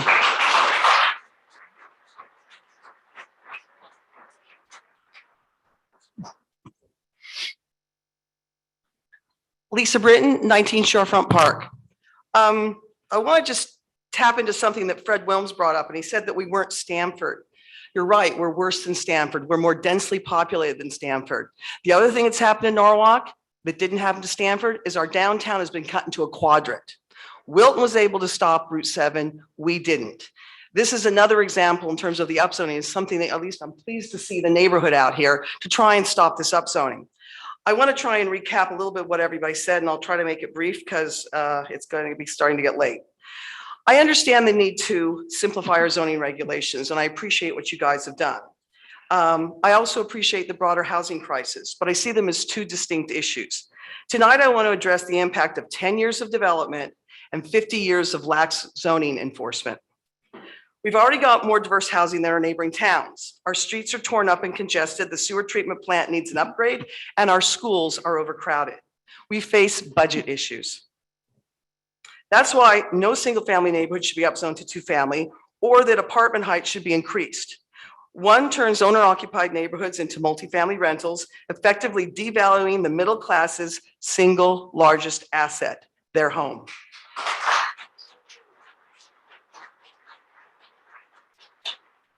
The other takes our picturesque waterfront, low-rise city and turns it into a concrete jungle. Despite ownership claims, we still can't get a straight answer on the number of owner-occupied 2-family homes. Zillow advertises them as investment properties. And over the last decade, instead of building owner-occupied condos or townhouses, taxpayers have subsidized expensive rental apartments for the politically connected developers. Here's what we face right now. We have the largest increase in population in Connecticut due to our housing increase the last 10 years. We've had historically lax enforcement where 2-family homes have become 3, 4, and 5-family. P&C's response to a complaining resident was saying it was symptomatic of a housing shortage and claimed to enforce violations. Blight and spillover parking on lawns and streets tells a different story. Add unsafe living conditions and you've got houses burning down. How long before Norwalk gets sued again by tenants sustaining injuries from a fire like they did on Wall Street a decade ago? Given our budget woes, you'd think that the lost revenue from cheating landlords or fines would be a priority for City Hall, but they're not. Maybe we should put the parking authority in charge of fines. Our schools are overcrowded with poverty and high-need students now exceeding 65%. The Board of Ed's 12% budget request resulted in 4%. 106 teaching and support staff positions won't be filled. So despite 10 years of development, we still can't pay for our schools. And I want to note to everybody in this room, Hartford and Bridgeport, who are doing this upzoning, Hartford gets 212 million for their schools in ECS funding, and Bridgeport gets 192 million. What do you think Norwalk gets? $13 million. And we have the same student demographics. So in closing, Norwalk's the second most densely populated city in Fairfield County behind Bridgeport. Our infrastructure is struggling. Our current and future housing development that is planned along Martin Luther King Boulevard to Route 1 are and will enjoy years of tax credits because they're in the enterprise or the opportunity zone, courtesy of Washington, D.C., Hartford, and our own city council. So Norwalk is doing its part to the housing crisis, but we haven't managed it very well and shouldn't be expected to carry the water for neighboring towns who won't step up. I thank you for scaling back the neighborhoods that you have, but I ask you to do more. Thank you very much.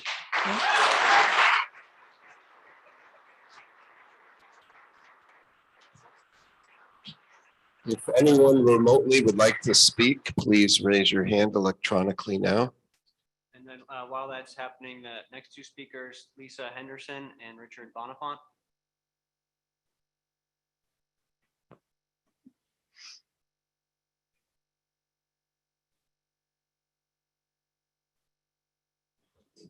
Good evening, thank you. I'm Lisa Henderson. Oh.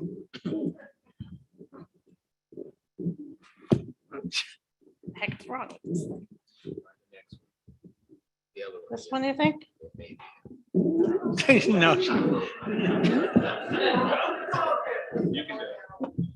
I think it was Lisa who broke it, not me. They got it? Thank you. Sorry. Lisa Henderson, Apple Tree Lane, Norwalk.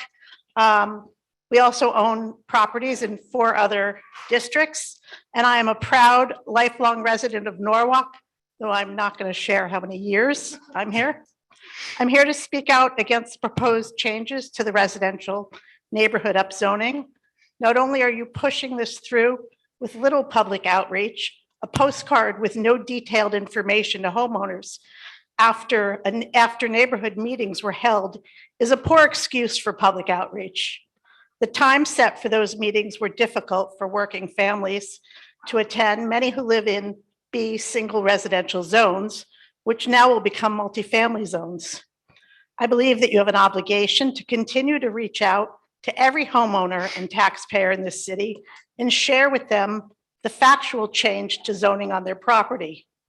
This includes the combining of AA and A, single to multi, downsizing of acreage, and a clear explanation of how street frontage zoning will affect a neighborhood and property. And of course, the change to subdivision of rear lots. A change this substantial to the backbone of our city, the taxpayers and residents, should not be rushed through and or decided on by appointed members of a committee who've demonstrated in the past that the voice of the residents doesn't seem to matter. My sister, who's a single mother of 2, was able to save some money and originally buy a condo in Norwalk with the help of family. Then she sold it and bought a small house, a single family home in the Loughbury neighborhood. Currently, that neighborhood, which is a B zone, is slated to become a 2-family zone. This is a neighborhood filled with small homes on small lots where the streets are very narrow and difficult to maneuver when cars are parked on the street. Why is it that this neighborhood of modest homes will be downgraded to a 2-family zone, Yet other B zone neighborhoods in close proximity have been spared. Why is it that the commission has revisited certain neighborhoods and now exempted them from upzoning and degrading their neighborhood? Is it who you know, how loud you protest, or how deep your pockets are? With so many quality of life issues not being addressed, zoning violations, illegal apartments, lack of adequate school funding, blight, and infrastructure needs, more density is not the answer to the problems. The added density over the past 10 years has not solved any of the continued issues facing Norwalk. In my own neighborhood in Silvermine, a AAA zone, it is currently being overrun with illegal contractor vehicles and equipment, blight and zoning violations. It continues to worsen each year. This is what I pay almost $20,000 a year in taxes for. It's time to put the brakes on more upzoning, especially in single-family neighborhoods, and deal with the issues at hand. Thank you.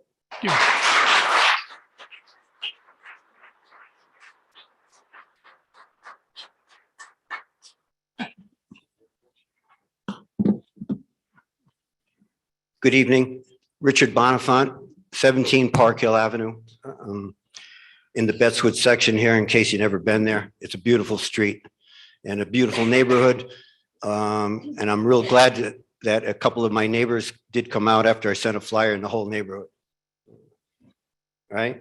I'm speaking on behalf of our neighborhood in the Betswood section, but also for other single family areas that are being under attack to be converted into two-family zones. Like other people have said, we bought our homes in neighborhoods, knowing the rules of the zone, and this is where we decided to live. We weighed all the options, we looked around and said, this is where we want to live. And we went and we considered that that was going to be the rules that went with it. I think you've heard most everyone in this room, when they speak to you, they're looking for those magic words that's just going to convince you to just back off. All right. Some people coming up here angry. Some people are coming up here playing the violin. Some people are, they want to say what it's going to take for you to back off. Okay. Now, you claim you're trying to create home ownership opportunities, but who's kidding who?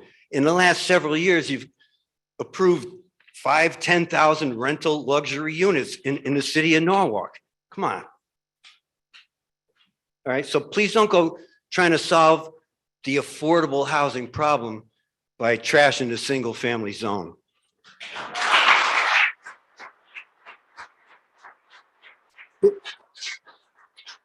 If approved, Mr. Kleppin's revisions will forever alter the beauty and character of our neighborhoods, encourage tear downs or conversions into two families, and simply be marketed as real estate investment rental opportunities. Absentee landlords will rent out both sections of the houses, resulting in street parking issues, generate additional noise, degrade our quality of life, and have fresh dog crap on your yard every day. Okay? I'm asking you to listen to the people and leave the single family zones alone. And that would have been it. But I did hear two things tonight from the audience and from the presentation that I just want to make a comment on.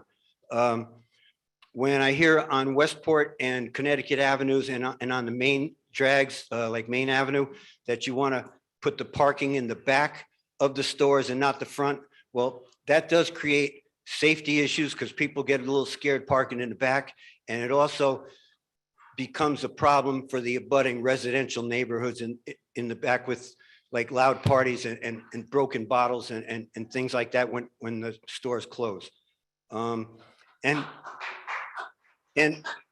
just one more thing, you know, I got nothing against the bike walk agenda type of thing, but somehow I just can't picture people driving up to Stu Leonard with their bicycle and throwing that Thanksgiving turkey in their backpack and letting the ice cream melt on their way home. But thank you. Paul Chenard, please unmute and state your name and address for the record. Thank you, sir. My name is Paul Chenard, 36 Windsor Place. I have to say I'm in favor of these zoning rules and regulations. It's unfortunate.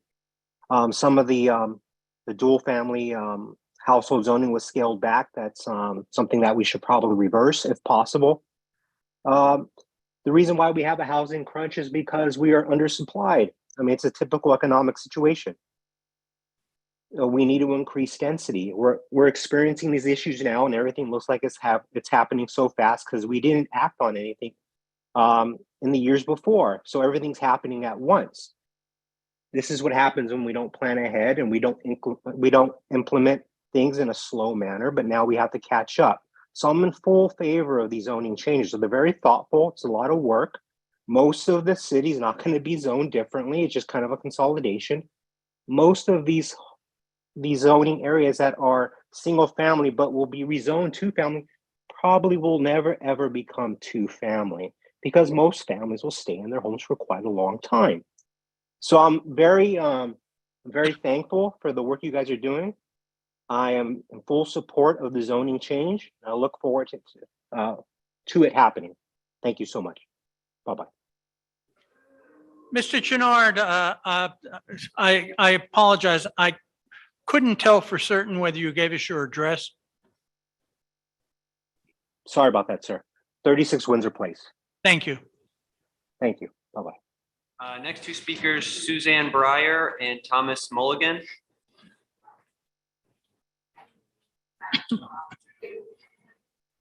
Then it'll be Thomas Mulligan and Joe Santo.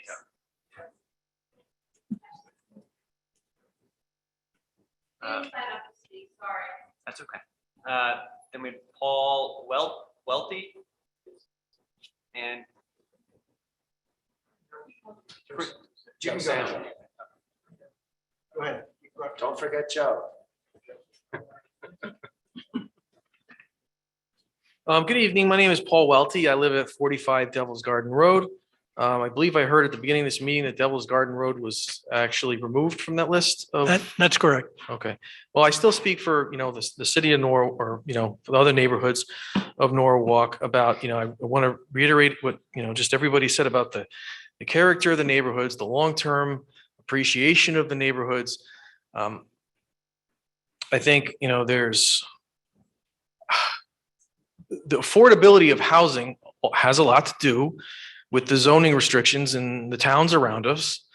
And I just don't think that long-term, it's in the residents of Norwalk's best interest to just keep carving up lots, adding more traffic to the streets. It's just gonna make the city more transitory. More two-family houses will mean more renters or more people that don't show up at meetings like this because they're not invested.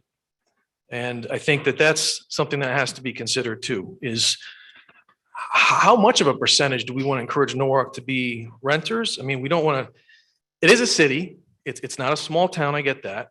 But just to sustain the city, I mean, how much renters do, and how much does Norwalk have to absorb? All the towns that people mentioned before. I mean, we kind of got to, how did we get to this place? Years, decades of restrictive zoning in other towns. So maybe Norwalk needs to, our next consultant that we should hire is how do we make a compelling argument to the state and our neighbors, the surrounding towns, that they need to loosen up their planning and zoning to allow more housing stock to be there. The gentleman that spoke earlier that said, I would love for all my friends to come in here and be able to move to Norwalk. I think if other towns adopted less restrictive and zoning and wanted to encourage more affordable housing and a more diverse population in their town, he might say, hey, you know what? That's a pretty cool development over there. They got a lot of restaurants over there. They have a lot of stores over there. I'd like to move over there too. I mean, there's just too much land in other places that it just makes too much sense that we got to think that Other people have to start thinking about how they can start developing in other areas and bringing and allowing people in. Thank you. Thank you.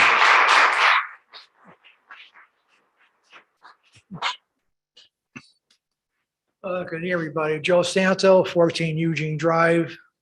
I'm very familiar where you guys are. I spent time on the zoning commission from Mayor Esposito to Mayor Rilling and served with Mr. Mushak for a while. And I'm not going to repeat what's been said, but I think we're dealing with semantics here. This is not upzoning, this is downzoning. Taking a higher zone, A, AAA to A, B to C, you're down zoning. You're not making the zone up, you're making it down. So when you have a B residence zone, people moved into that neighborhood expecting single family, and you should not do that. The change you're trying to make, you need to hold off on it and don't affect the people that bought single family homes expecting to have that for the rest of their time that they live there. It is down zoning, not up. Thank you.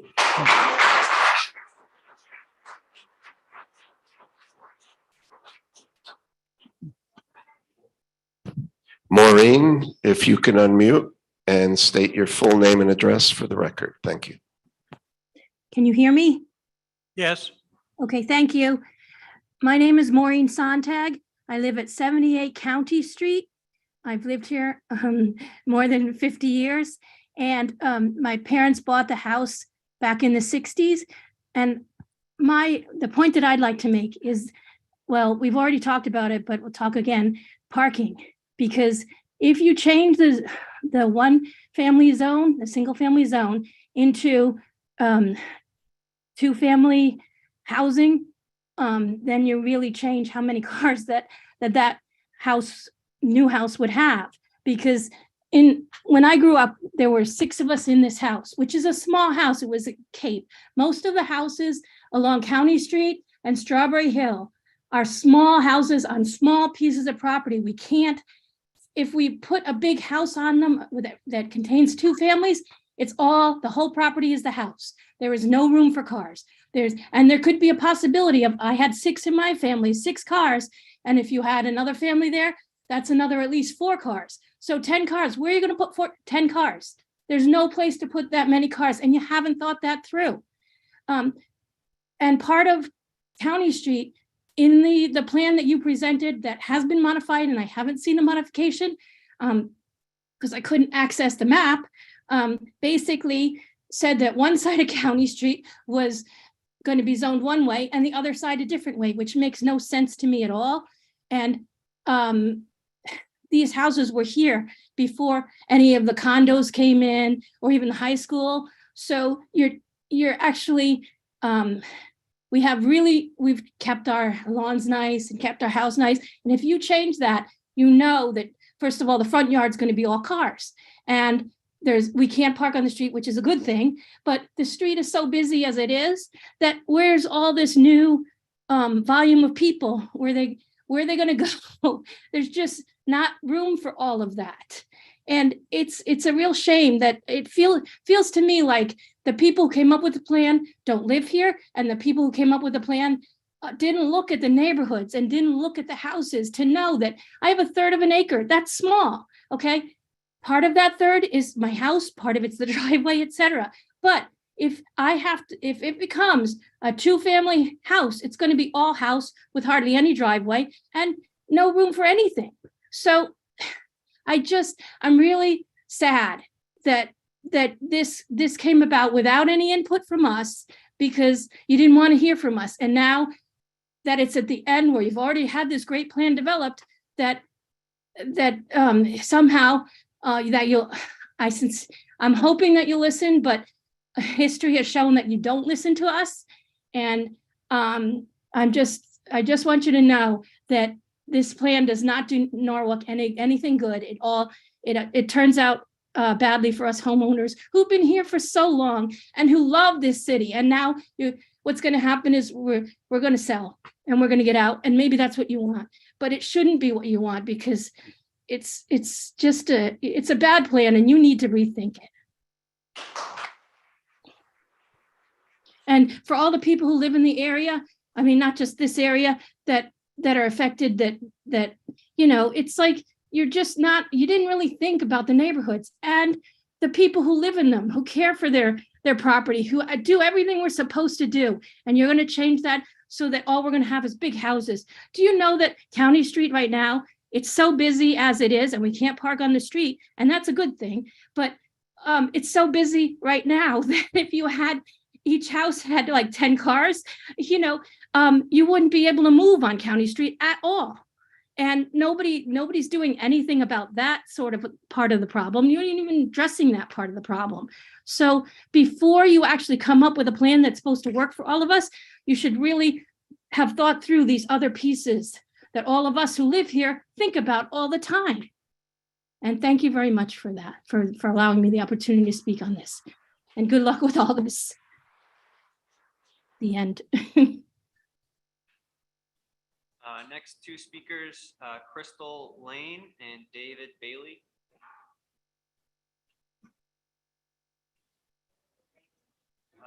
Next is Roberta DiBiscegli.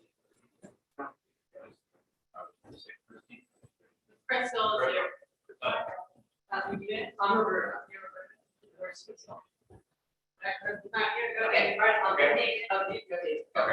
Okay.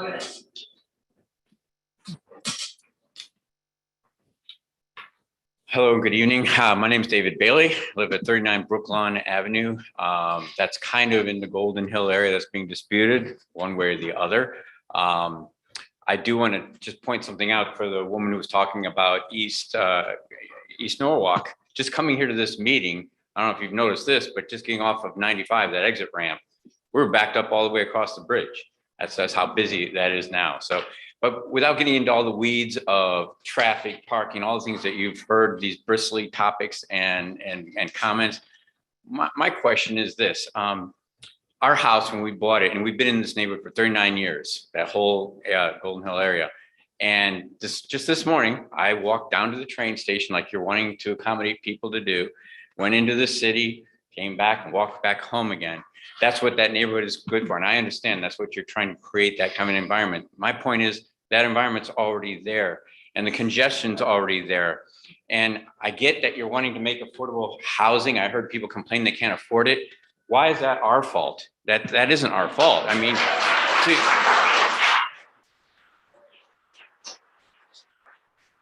to degrade our properties to accommodate other people and the situation that's out of our control is not something we should be penalized for. And I want to tell you something on that train ride into the city. I took the time to read all the comments that people had written in and you guys, your committee has responded to. I saw a lot of cut and paste and I get it because a lot of the comments were repeat. But the comments didn't seem to be addressing the issues that the people were trying to bring up that were valid and citing no report or no studies have been done to show that's going to devalue property, things like that. That's not going to help the people who obviously see the multifamily homes and see what happens to the neighborhood, see what happens to that property when it's not taken care of. That's the concern that we have. And I think you've heard it from many people. Just going ahead and broadly changing single family homes into multifamily homes or two-family homes isn't fair to us, especially without our voice. And you said you reached out. Well, we started a petition in our neighborhood and 63 homes and over half of them responded. Only one person's for it. Everybody's against it. So I would submit, I don't think it's been listened to. We never got any card from you. We never got any, and I think our other neighborhood over didn't get it either. So it didn't go out to everybody. And that's probably part of the perception that we have then is that this is being done without any consideration for hearing from us. But I'm glad you're here tonight because you are listening to us and I appreciate that. Despite a comment I heard at the end of the last planning and zoning meeting that was on Zoom, where it was stated that this is our decision and our decision alone. And it's important to remember that. I couldn't believe I heard that.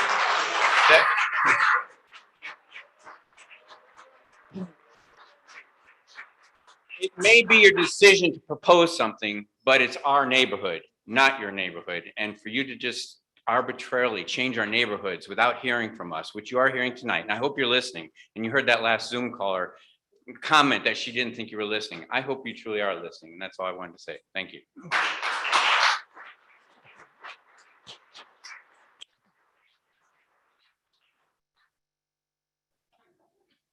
Roberta DiBasegli, 2 Osborne Avenue, Norwalk. My husband and I bought our existing conforming 2-family home in East Norwalk in 2004. We knew when we purchased it that we were living in a 2-family zone. For much of my adult life, I lived full-time in a rented tenement apartment in Greenwich Village. After my husband and I bought our home, we started coming to Norwalk on weekends, and it was a welcome respite from city life. In 2017, we moved here full-time. We understand and appreciate how difficult it is to find true affordable housing. Indeed, we could have never purchased our home had we not had the rental income from our downstairs unit. In our early years of home ownership, we needed this income so we could pay our mortgage. Now it helps us pay for repairs and maintenance on our home. We know how important owner-occupied homes are. The concern for us is when you create investment opportunities for real estate developers who are in it for the money, not for the good of the community. We would not be opposed to changing zoning in some neighborhoods to multifamily if they would indeed be owner occupied, much in the same way you would regulate ADUs to require owner occupation. We are opposed to how you are making these decisions. What makes Golden Hill different from East Norwalk? Why are you upzoning to multifamily zoning on the blocks closest to the entire corridor you've just upzoned to EVTZ?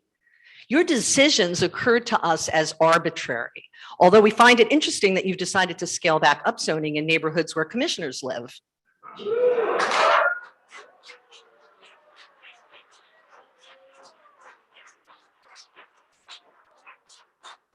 East Norwalk has already been upzoned 3 times in the last 10 years. 230 East Avenue, TOD zone, and now the EVTZ. Why must you continue this assault on our once charming historic neighborhood? In the TOD study, we implored you to reinforce the small town feel of this community. That would preclude allowing 3.5 stories as of right on East Avenue. The current EVTZ will already create excessive density in East Norwalk. Instead of spurring affordable housing, I believe the plan is more likely to squeeze lower income residents out of the area. This plan benefits upper income residents, big developers, and real estate investors. More people equal more costs for infrastructure and reduced quality of life for us all. Already, Norwalk does a lousy job of enforcing. We've heard a lot of that tonight. There are many illegal and dangerous multifamily homes resulting in overcrowded conditions, noise pollution, and spillover parking. Does Mr. Baker's assertion that illegal apartments are simply testament to the need for more housing suggest that at some point there would be no more illegal rentals? I find that hard to believe. I also don't believe that density is going to drive down the cost of housing. We need only look to our neighboring New York City, which was my home for many, many years, to see how disingenuous this statement is.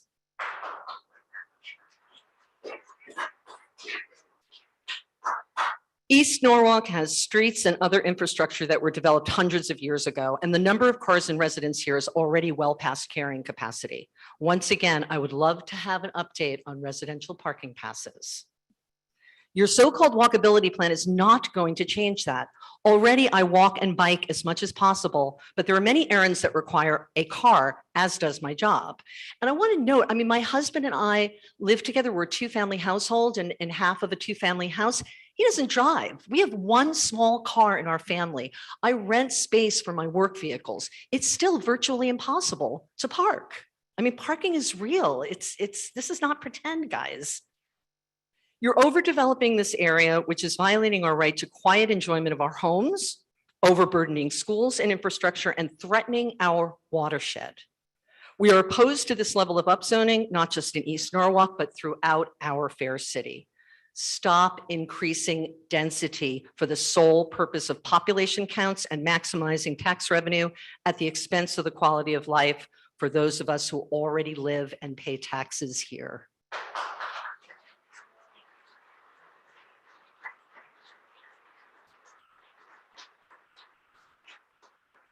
It's now 8:30 and this was the last speaker on the list. We have a small. Pardon me? We have some more that came in. Okay, that's fine.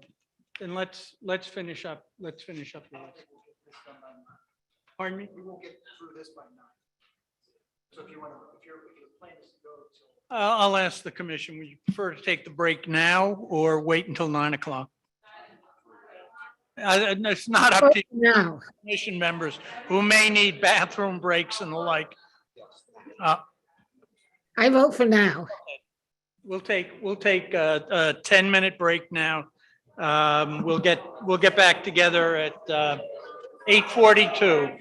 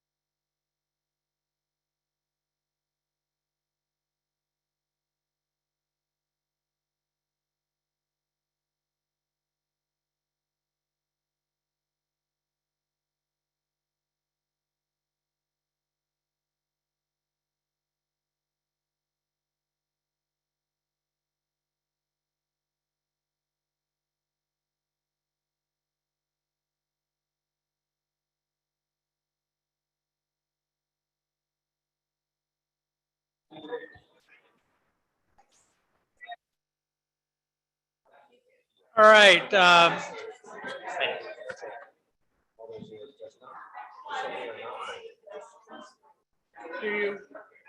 Do we have to start recording again? We're good? Okay. We're back in session.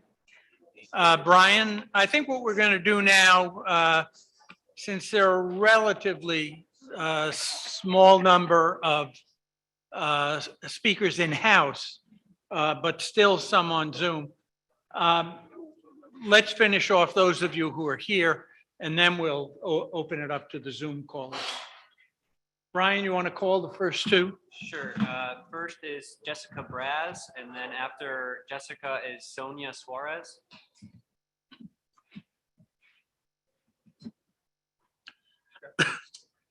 Following Sonia is Juan Lima. Jim Anderson. Yep.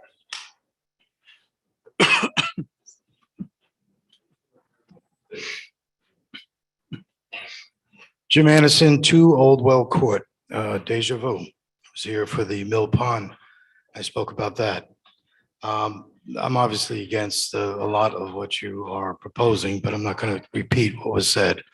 I do want to talk about something that is logical.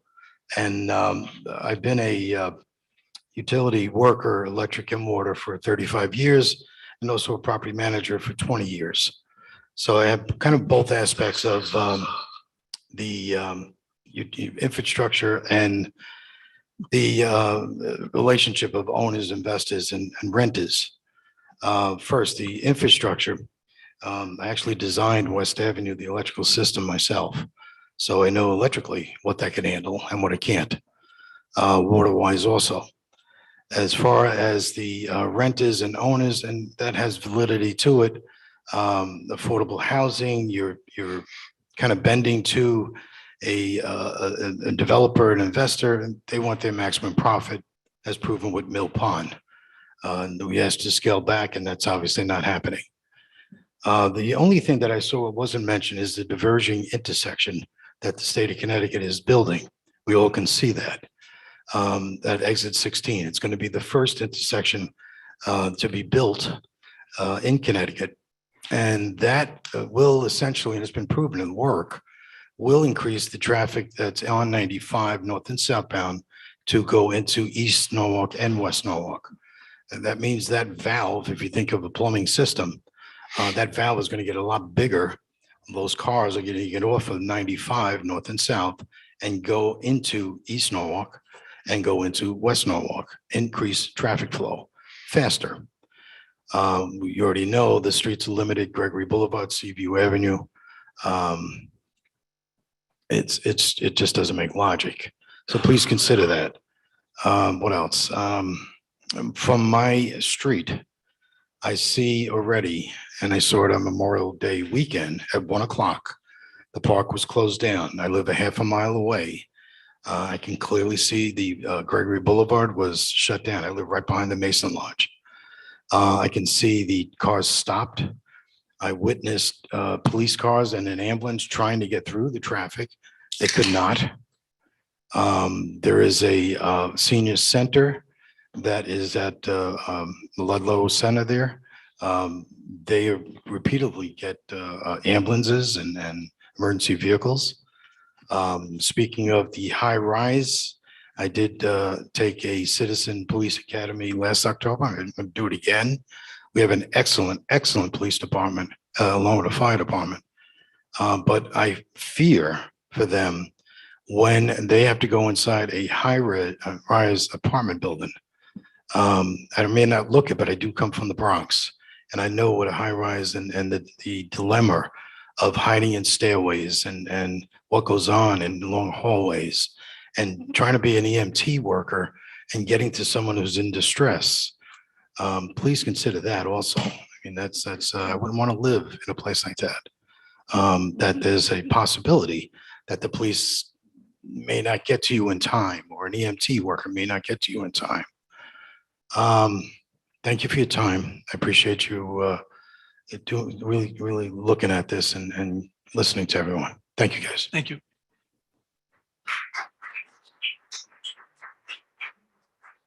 We have Lisa Roger and Mary Dies.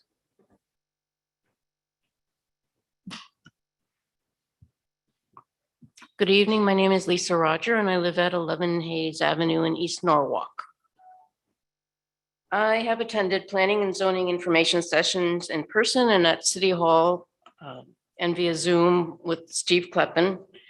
Mr. Kleppen often states that one of the premises of converting one family zoning to two-family zoning is to give people an opportunity to own homes in Norwalk. Two-family home could be designated as two condominiums, making it more affordable for families to purchase homes in Norwalk. And I'm simply not following that logic. And I have questions that I would like to be addressed. Where is the data that substantiates this claim? Currently, how many two-family condo units are there throughout Norwalk? And what areas are these located in? Are there comparable cities like Norwalk that have undergone such a zoning change? Has that shown an increase in home ownership in those areas? In my opinion, this will have minimal impact or no impact on increasing home ownership opportunities. And actually, as other people have said, provide more opportunities for absentee landlords. And in fact, it could have an adverse effect, as people have also stated. People may not want to purchase in a potentially more densely populated neighborhood, and instead of considering homes in a single family area, move to other affordable towns, cities in Norwalk or elsewhere. And just a couple of other comments from other speakers at the meeting. I do agree with Fred Wilms. Instead of asking, how is this plan detrimental to me, focus more on how does this benefit the citizens of Norwalk? I do not feel that upzoning promotes affordable housing. It just, and I agree with another resident who spoke that owner-occupied homes would help with rentals in the area. And I don't understand what makes Golden Hill and Shorefront Park and some of the other areas that were reverse upzoned different from East Norwalk. Thank you.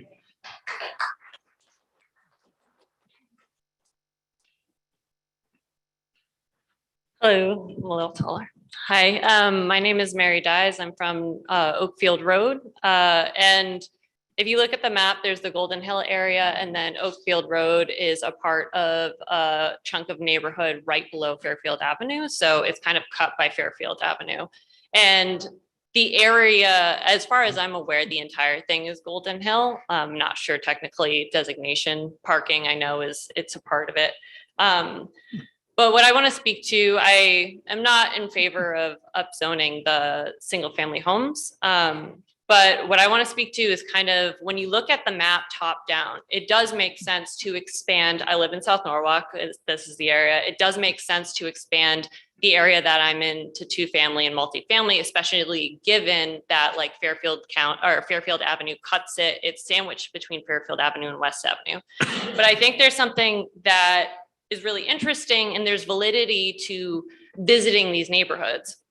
Because even though top down it makes sense, when you visit these neighborhoods geographically, like where I live is a little bit like, what is it, Switzerland, where it has like the mountains dividing it. We live on top of a hill and the neighborhood has enclaves. And even people from some of the surrounding neighborhoods, some of the surrounding apartments on Fairfield Avenue and whatnot, come down to my neighborhood to walk because it's safe.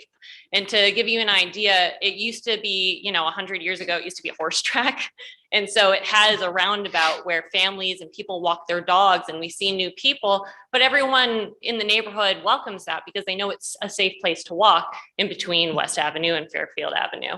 And so I think there's something to be said about visiting these neighborhoods because they are sectioned off. And I think that's what's wonderful about Norwalk is you find all these little pockets of homes where these neighborhoods are. And Granted, again, top down, not knowing and understanding the geography and the people who live there, it might make sense to expand in that manner. But when you visit there, there are neighborhoods and pockets and cultures that have developed in these communities that really support and build up Norwalk and are really invested in the town and participate in boards and such. So I just wanted to make a comment that, you know, the people who live in these neighborhoods and are fighting for these neighborhoods are committed to Norwalk and want to see it succeed, but also want to preserve the communities that they have as well. Thank you.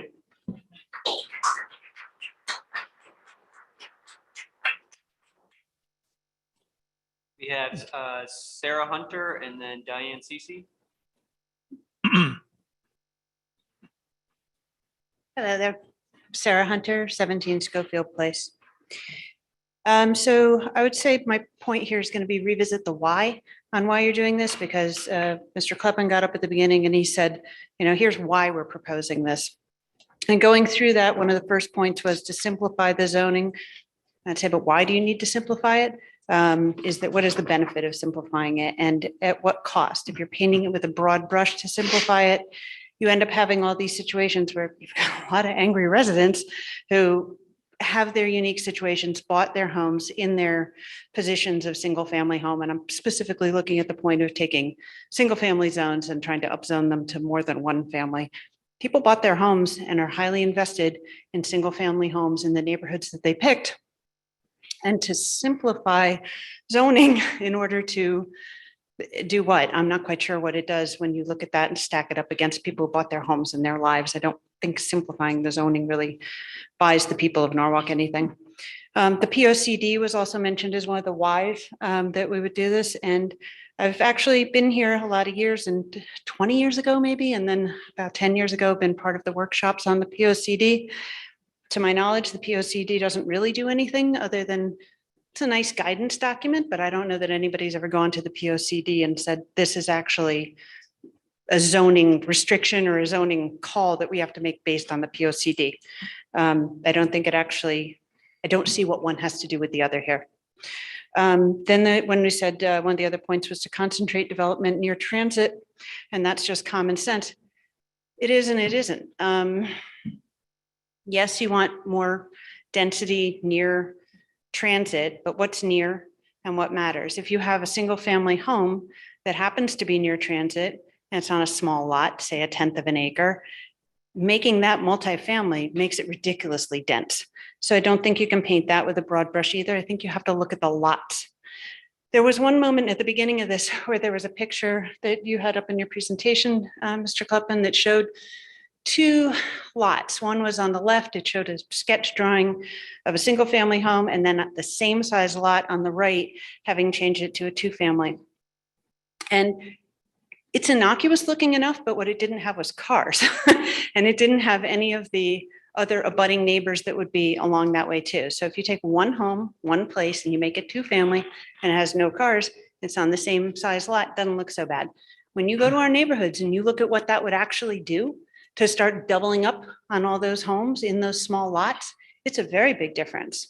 I mean, you're not going to get double if you have a small lot, you're not going to get double the driveways. You're going to have that much more parking on the street. Everybody's already talked about traffic and parking. I'm not going to go there. I'm just going to say, if you paint with a broad brush, just based on zip codes and areas, you're missing the point that the size of the lot is what should dictate what is too much density or not. So revisit the why on how many things you're saying are the reason for proposing any of this, because I'm not seeing it stack up against what I'm hearing from residents. Also, I should mention, because I am on the NNA, I'm speaking as a resident, not as a part of the neighborhood association. So then when we talk about developing a hybrid code, that was one of the other reasons. I don't see why that's a why either for doing this. It sort of seems like an esoteric reason. When you have people who are already invested in living here in the lifestyle that they want. Everybody's mentioned it. There's nice neighborhoods. We all moved here because we like it. So then there's another thing that sort of seems to be missing from the picture other than cars, which is what really happens when you take a single family up to a multifamily. A number of people have said it. I'm just going to hit the point again. You're not actually getting more home ownership out of it. And there are studies I've looked up and stuff. You're not going to get more affordable home ownership out of buying half of a duplex. They get bought by landlords. They turn into investment properties. They don't live here. As Roberta mentioned, it's a very big difference when it's owner occupied versus not. So there, you're just opening up a big can of worms to a lot of problems that we already know don't get enforced well to start with. So I wonder about the why. I wonder what's really going on here. Why would this be proposed the way it has been proposed? It seems like there's got to be some other motivation, but I don't know what it is. And I'm hoping that instead you're listening to the residents and what they have to say, because everybody is pretty darn forceful about this. I did see something that said no more minimum lot sizes. I'm just hoping I read that wrong because I can't even imagine how somebody would come up with that. There was a moment when it started to go down the road, this conversation overall of there's a national housing crisis. There's a lot of people with, I don't know if it was Adam Blank or whatever, but the song, the trope about affordable housing, national housing crisis. Why is that Norwalk's fault? It's not Norwalk's problem to fix, in my opinion. And other people mentioned as well, there are a lot of towns around here with a lot of free space to add some density and some housing. I grew up in New Canaan. I get it. It's beautiful. I know why they want to protect it. I wanted to live in maybe New Canaan or live in Stamford or whatever when I bought my house. I couldn't afford it. My job wasn't enough to afford living in a town I couldn't afford. So I moved to a town with a nice neighborhood, single family home. I live on 1/10 of an acre because I found a nice place to live that I could afford. So when I hear all of this about, oh, people can't afford it, I think I couldn't afford to live a lot of places that I wanted to live. And if Norwalk has become the sort of place that not everybody can afford, and it's already, you know, people are here and they like it, and the density is not something they want to see, then I think you have to respect that. So that's kind of my point there. The key takeaways are really the idea of changing single family homes to 2-family or more than 1 family is just cruel to the people who've already spent years and years paying taxes and making this their home, and they love it here, including me. So I hope you'll reconsider.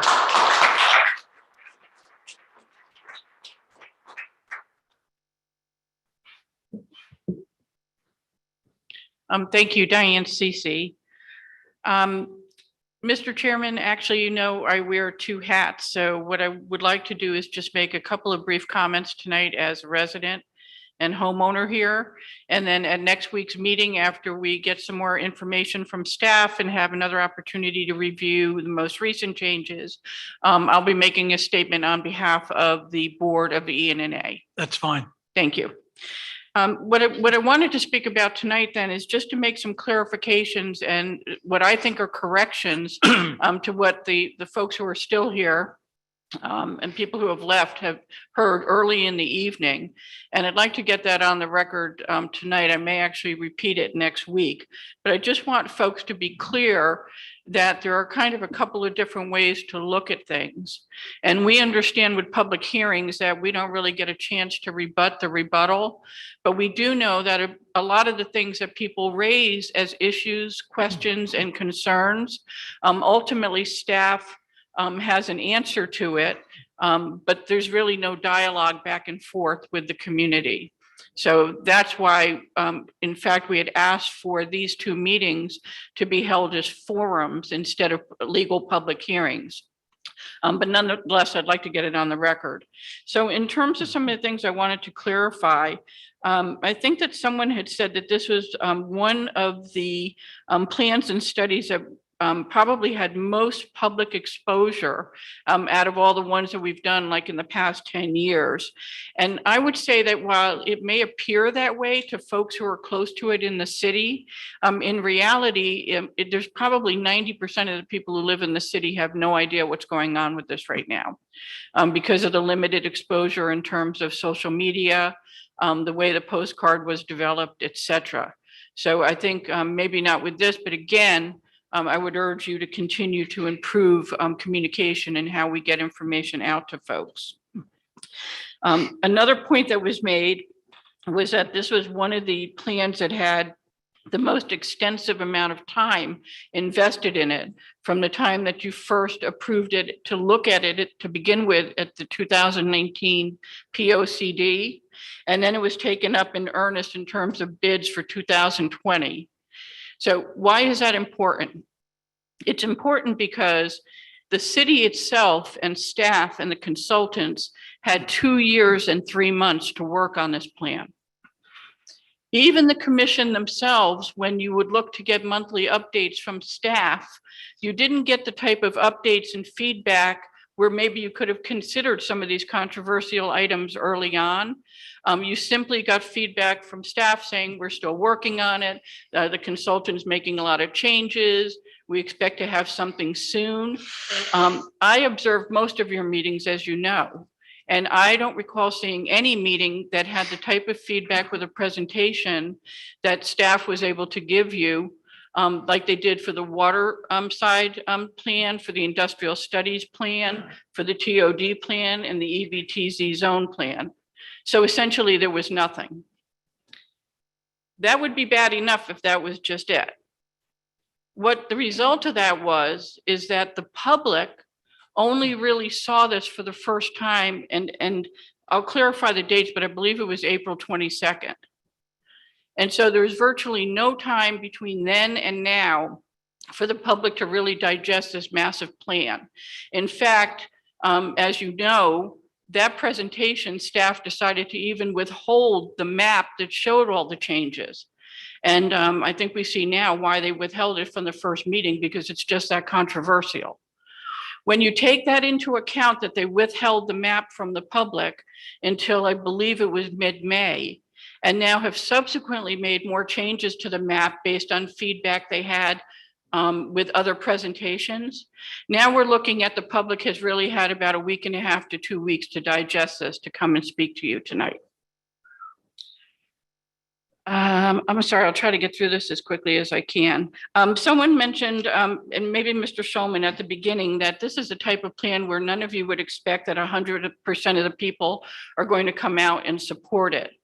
But I would suggest to you that if staff had come back to you with a plan that stuck to what the public thought the goal was, the simplification of the language, the consolidation of some of the confusing zones, clarifying some of the actual land uses that you could do on a parcel, and removing objectionable uses that people have been asking for years. Had that been the result of what this study came back with versus what we saw with the zones changing for single family to 2-family, there probably would have been nearly 100% buy-in to this. Another rationale that was given for the plan for the why was in terms of focusing the density in the transit areas. No one that I know of is interested in saying, well, if you're going to do something bad here, then go do something bad to another neighborhood. We don't feel that way. But we do feel justified in saying that if you're looking at transit, and that's one of your main criteria for where you think you want to increase density for the sake of there's a train there, you have excluded Rowayton, and you've done it at the expense of East Norwalk.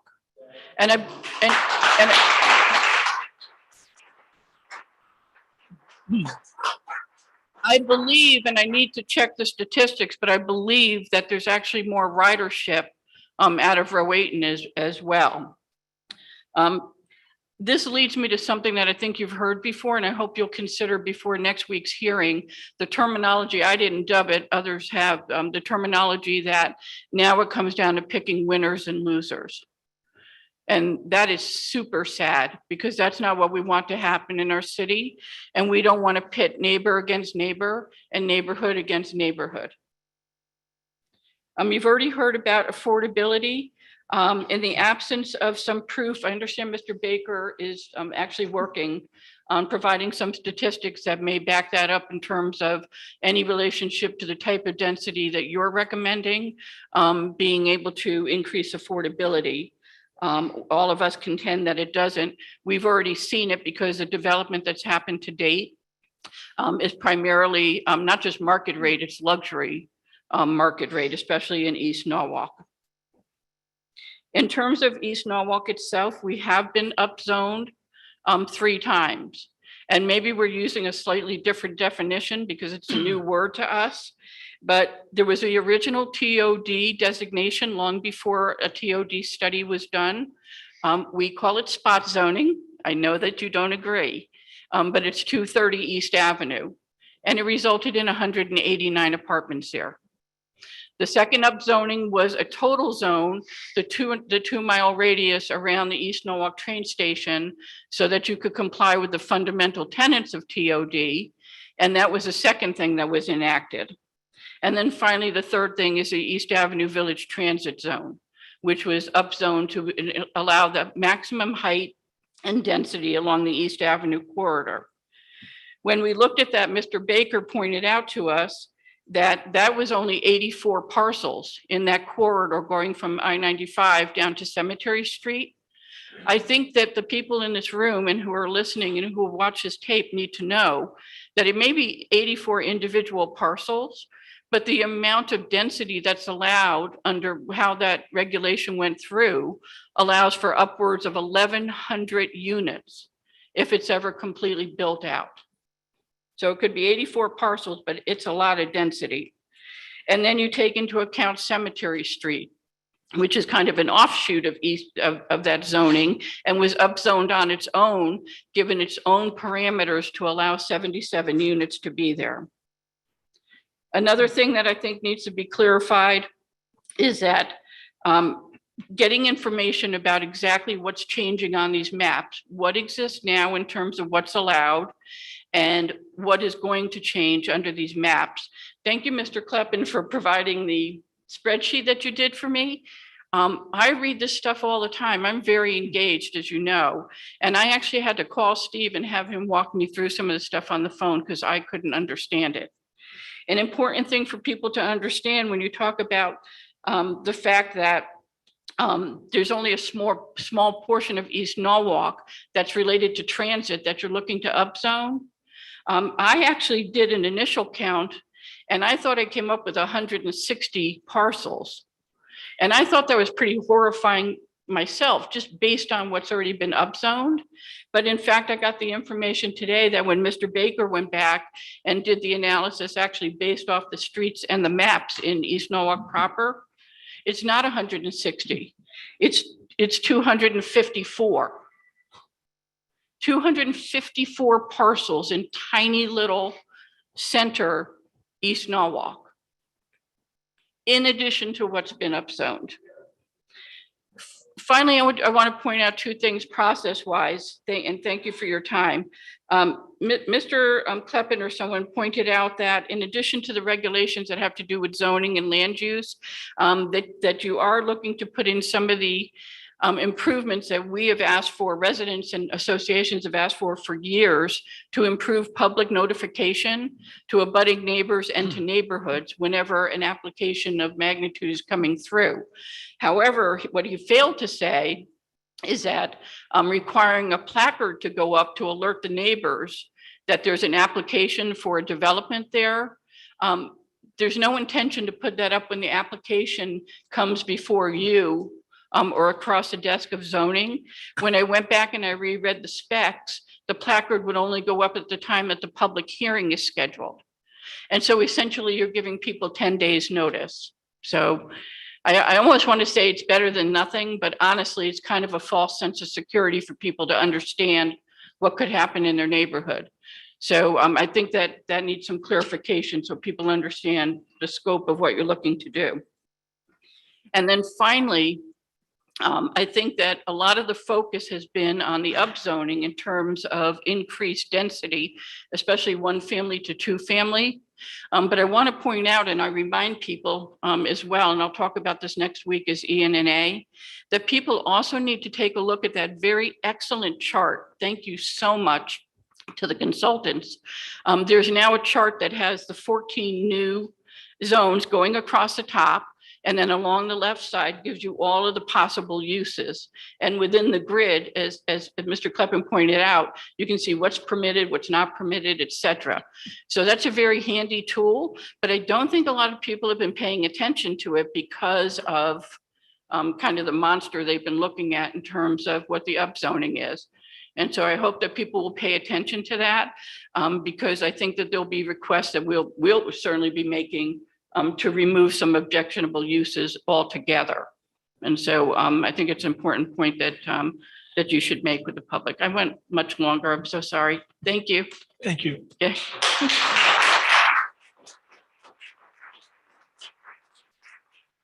Next is Peter Shish. And then if Jessica Braz or Sonia Suarez or I think it was Juan Lima, any of those folks have come back? Thank you. Thank you. My name is Pete Skimica. I'm at 43 Seaview Avenue. And I just want to talk about probably a little bit different type of upzoning. We're already, obviously, as you know, Seaview Avenue multifamily, and have been, since the beginning of time. So my understanding and reading of the proposal is that Seaview Avenue, along with much of that area, would be zoned as CD4W, which would allow for storefront. If you look at one of the comments that was made earlier by the council was, sometimes there's a mishmash of zoning with no rhyme or reason to it. But, if you look at the Seaview Avenue from basically Osborne all the way to 136, it's all houses, and it was zoned commercial C and D. Residential C and D. So there was a rhyme or reason. They're houses, right? I don't understand the rationale for changing it to allow for storefronts. And another comment that was made is, zoning exists so you can't put a gas station or a slaughterhouse next to you. Well, I know the storefront wouldn't allow for a gas station, but still, it's a very different character versus the housing that's there and been there since even before the park was there. So my concerns are specifically what it would do. It would encourage, as others have mentioned, with the upzoning, encourage potentially in absentia purchasing and investment, and also the question of taxes. What does it do to people that have chosen to live there? In my case, I've been in Norwalk for 27 years, and part of a family that has been on those two parcels for 5 generations, and very concerned about the commercialization of the area. The earliest commercialization efforts I could see go back to the 50s, where somebody wanted to put a heliport there. So those are my concerns, and I'd like to see if they could be addressed. Thank you. Thank you.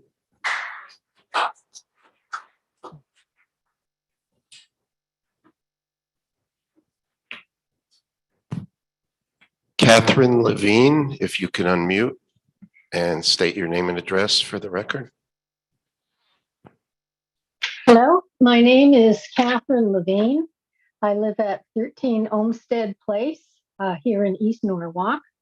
And I wanted to thank you very much to be permitted to speak.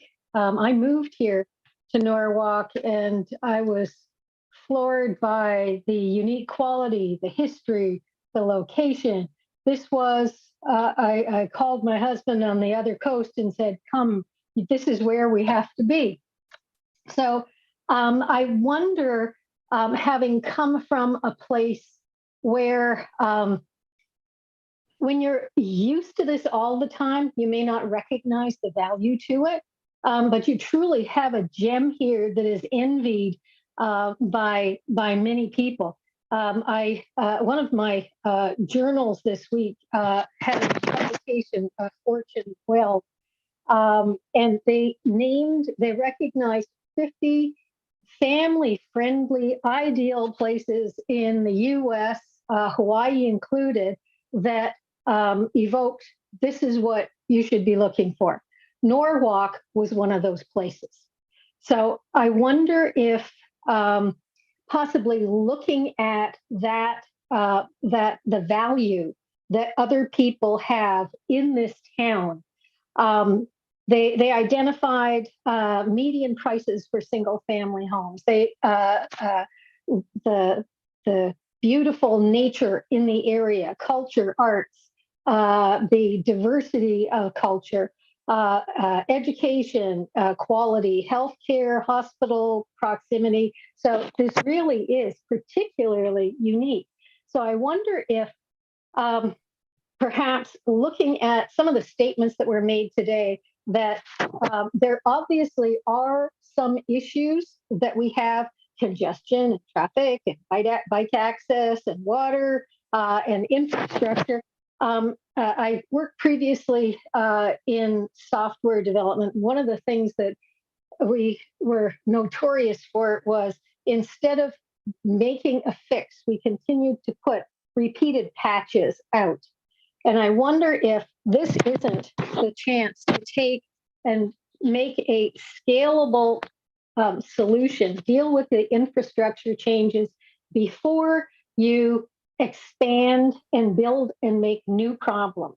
So perhaps by looking at these trendings right now, we're in a paradigm shift between global warming, oceans rising, COVID, changes in the work dynamics for people.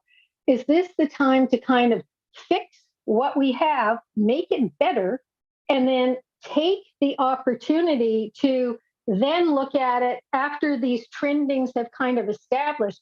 How can we make this better? Are all office buildings rather, are they going to stay the same, or are these perhaps places that could be taken and developed into condominiums, homes for people?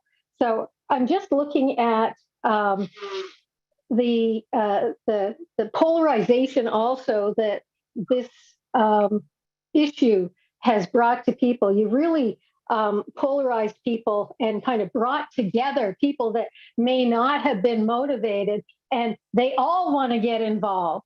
So maybe by making this an element of the municipal elections, decisions voted by the people with good guidance, which you all have offered, and the feedback, maybe just fix what we've got, make it better with the plan that this is going to be a likely scenario, but make it so that it's going to be a good, solid, effective change for the people and for the people who will benefit by coming to live here. So that's all I wanted to say, and thank you for your time. And I keep getting that song from Joni Mitchell's Big Yellow Taxi. They paved paradise and put up a parking lot. It's not a place to go. And it would be great to make this town something that will be in the top 10 instead of the 30 position place with those 50 cities across the country. Thank you very much. Appreciate your time. Thank you.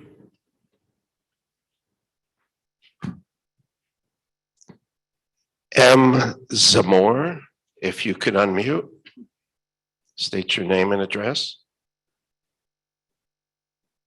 Hello, my name is Manifa Zamor, and my address is 4 Bucciarelli Lane in Norwalk, Connecticut.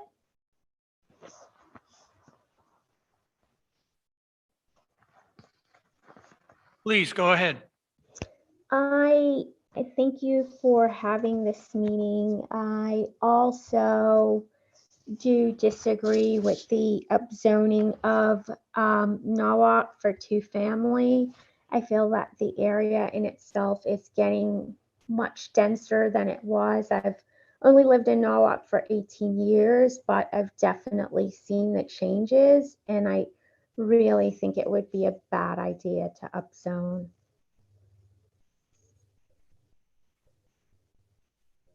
That's basically all that I have. I just think it's a bad idea.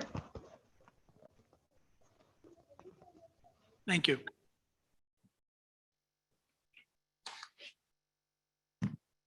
Adrian Wallace, please unmute.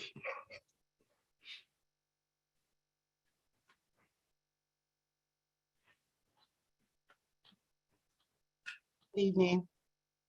Can you all hear me? Yes. Right. Good evening. I am Adrienne A. Wallace, and I live at 11 June Avenue, which is in the Spring Hill area, Spring Hill Nolan Court area here in Norwalk. I love this city. I've lived here for some 24 years. Actually rented a condo on Flax Hill when I first moved here. So I'm very familiar with South Norwalk, and then now more familiar with the western side of Norwalk. And I really appreciate everyone's efforts tonight. I've been on with you all since 5:30. So really appreciate the efforts of my community members as well as the zoning and planning members here. I have heard my sentiments or the thoughts that I had, the things I wanted to talk about echoed by so many residents and taxpayers here already. And I'm just hoping that we can really strive to strike a balance between progress and preservation.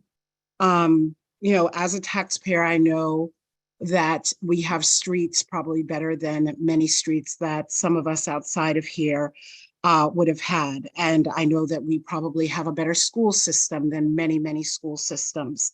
I've taken my niece from the New York City school system and brought her to live here because I know the difference. However, I do think that the upzoning or the creation of splitting single family areas into multifamily or two-family zones is something that does not serve us. Basically, we have to have the wisdom to protect what it is that we have and what it is that Norwalk offers, not only to us, but to our elders and to our children. And that is a true sense of community. You don't get that in high density areas.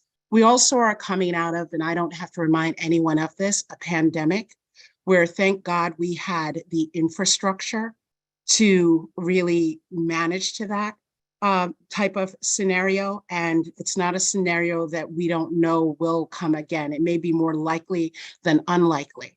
And what are we doing with the existing infrastructure in terms of healthcare, in terms of our emergency responders, in terms of a police force, that I don't think has even 200 policemen when we look to upscale and bring in all these multifamily homes or overall large apartment buildings. I really do implore the commission and anyone involved to just lend an empathetic ear to the voice of the people, to also be a voice to the people, and to understand that the single family zones are not merely structures, but they're integral parts of our collective identity here. We are not, segregated by race or anything like that in having a single family home. And I think that's one of the unique, rich things about Norwalk as a city. I just want to, as a taxpayer and to empower everyone to embrace the responsibility of ensuring that our future is just rooted in the values that we hold dear, and a future that cherishes and safeguards the sanctity of a single family neighborhood and therefore community, which is what's really important. It's not about being in a neighborhood, but it's about having a community, somewhere where our schools are not overburdened, our hospitals aren't overburdened, our first responders are not overburdened, and dare I say, our city government is not overburdened either. Those are my thoughts. Thank you. Thank you. Hello, Chris, please unmute, state your name and address for the record. Sure. Can you all hear me? Yes. Thank you. This is Chris Strelman at 41 Brooklawn Avenue in the Golden Hill neighborhood. First, I'd like to thank you all for staying with us so late in the evening. Really appreciate it. I appreciate you hearing our comments and whatnot. And I have submitted some comments via email, so I won't reread all of those as I know they've been added to the record. A couple things I'd just like to point out, though. I've heard mentioned multiple times how high our pricing is. And I'd second that. We are high on the national average. But if you look at Fairfield County and you look at Westchester County and you look, at our neighboring towns, we are not on the high end. We are probably about, on a list price, $200,000 lower than the Fairfield County median. And we're about $100,000 lower than the Westchester County median. I think those are important facts that everybody should know, instead of saying that we are such a high cost market. We are nationally, but we are not in the actual areas we live in.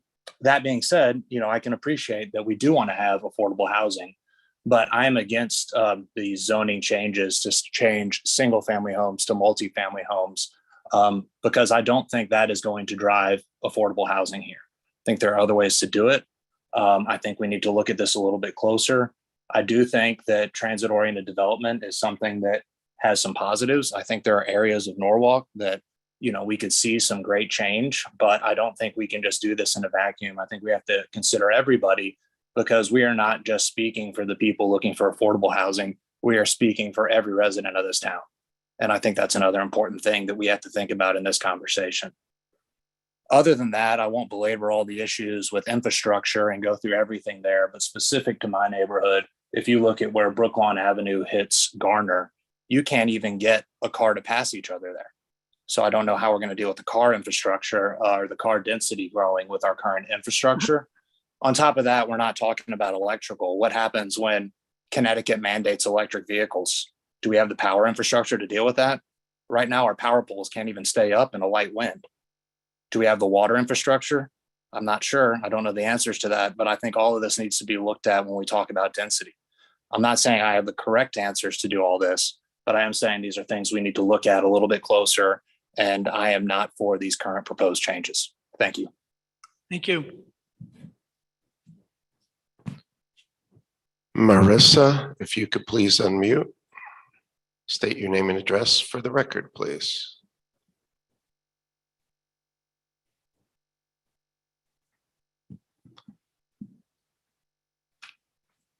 Marissa Santangelo, please unmute.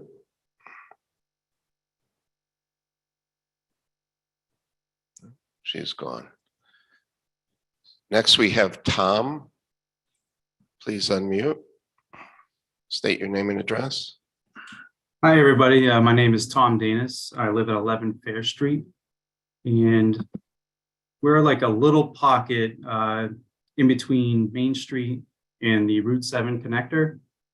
It's currently a Zone C, and it's being proposed to be Zone CD4. And I'm a little concerned about this. Our neighborhood has, there's tiny lots, but they have front yards, they have backyards.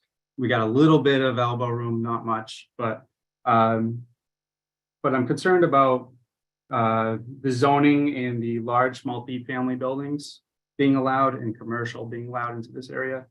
It's a great opportunity to make this a nice walkable neighborhood with the proximity to Main Street.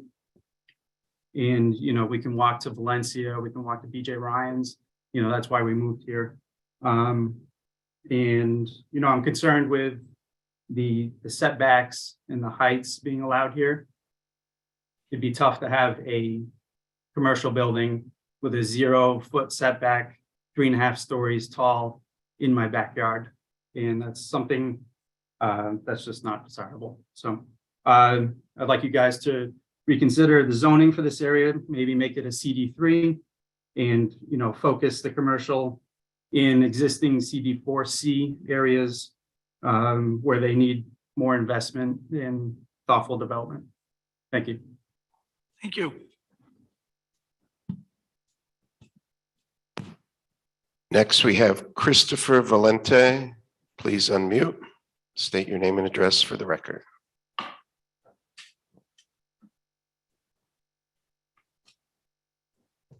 Hello? We can hear you.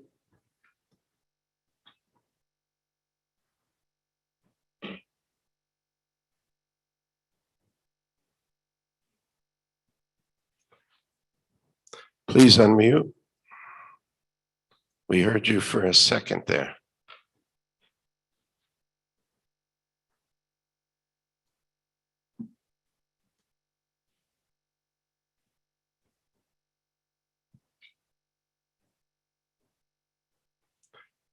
All right, we'll come back to you, Christopher.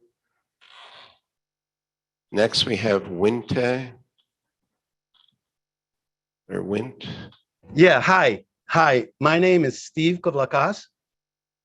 I'm at 41 Seaview Avenue. Okay. I have a question for the committee. Basically, what's the position? I mean, I'm a little confused. Is the committee agree that population, I mean, the density is going up? Yes or no? If you can answer that, that'd be a great starting point.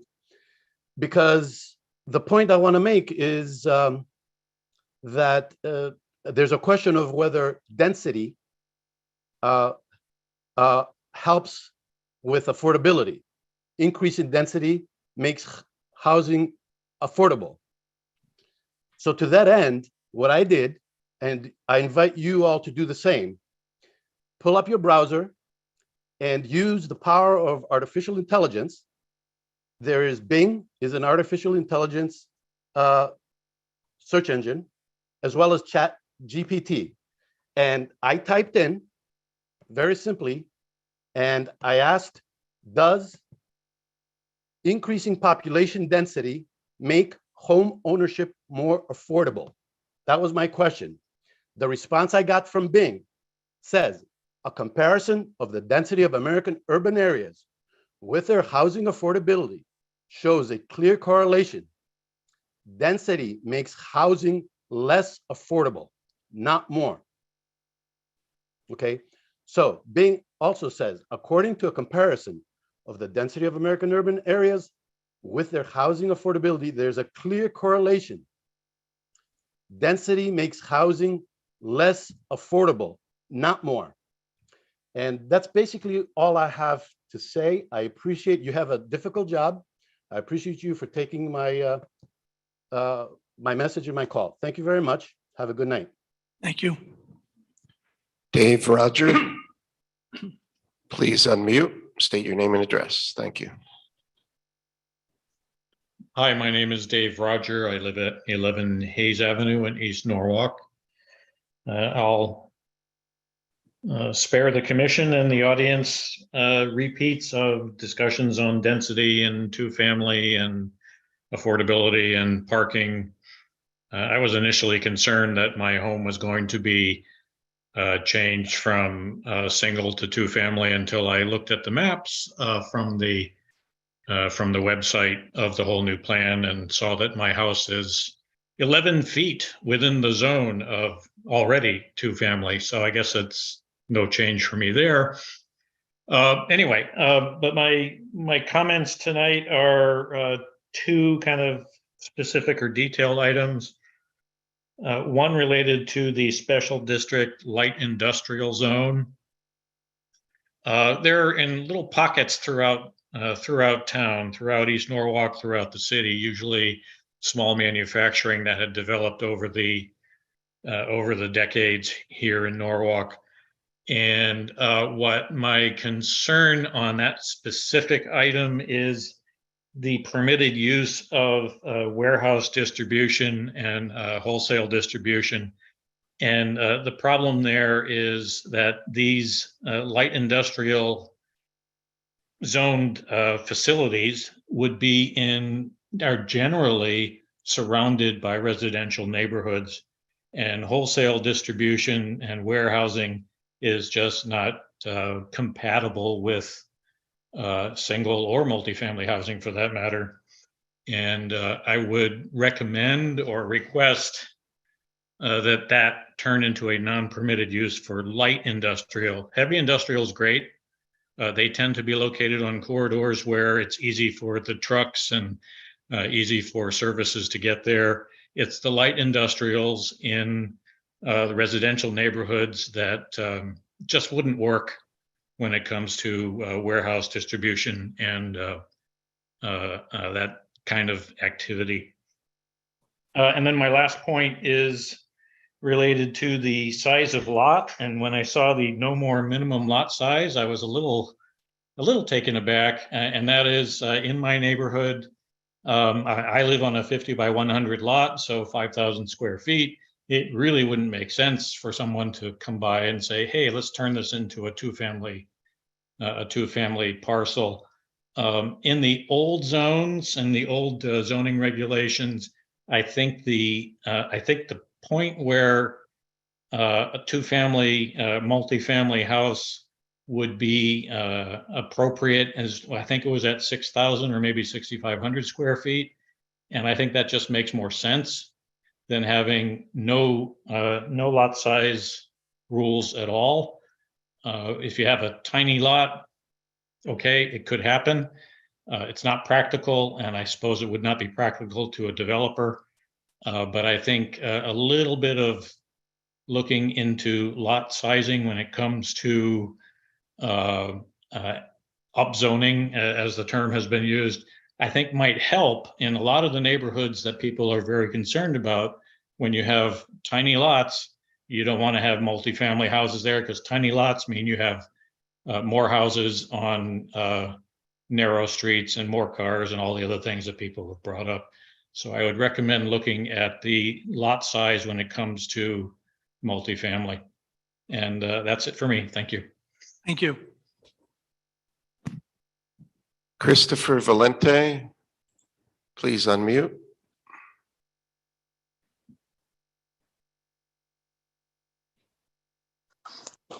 I'm sorry, that was a mistake. Just listening. Thank you.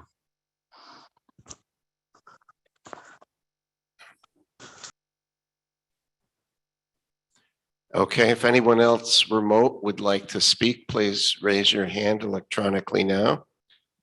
And if anyone else here would like to speak, do so now as well. I don't see anyone. Could you repeat the instruction for those that called in? Yeah, so if you're remote on Zoom and you'd like to raise your hand, you can hit the raise your hand tool. It's at the bottom of your screen.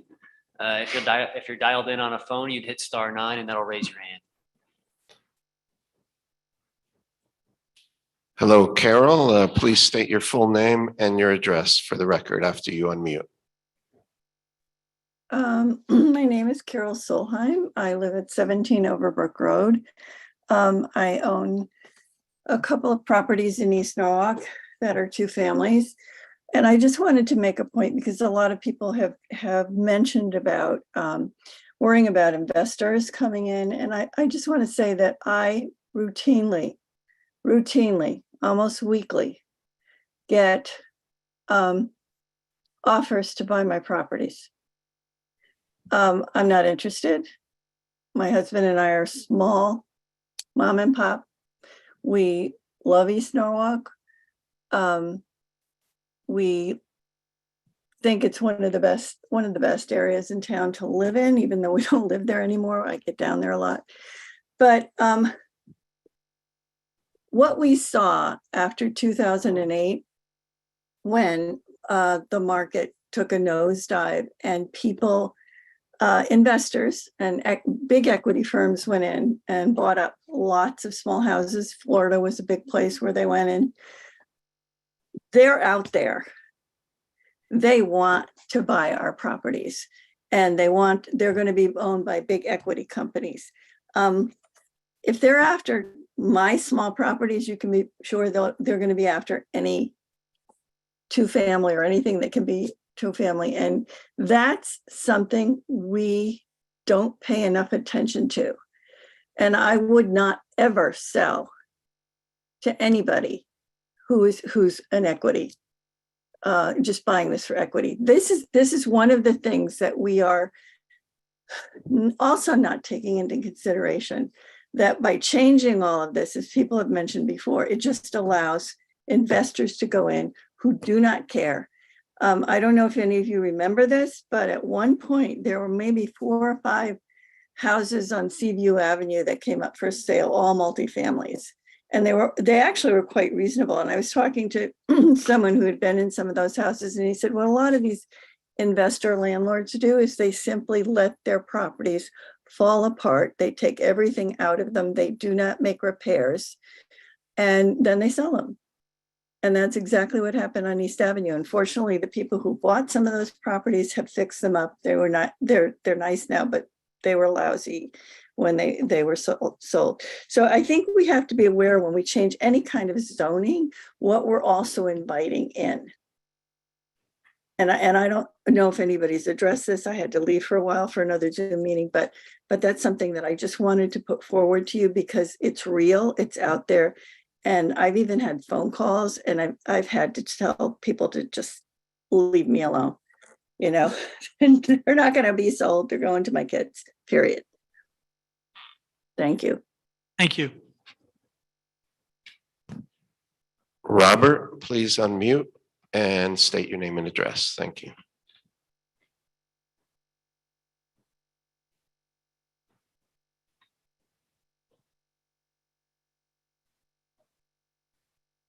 Robert, we cannot hear you.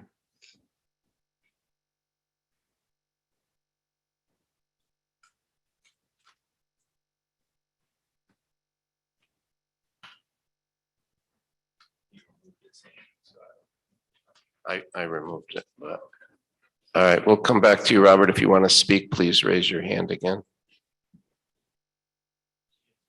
She just spoke.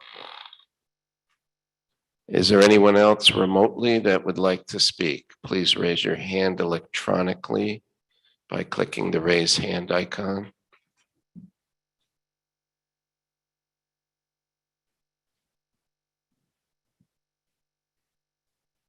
I do not see anyone, Chairman.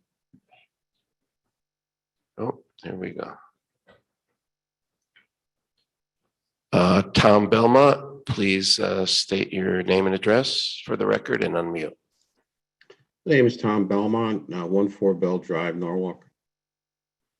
I'm just concerned. Everybody's concerned about this zoning project.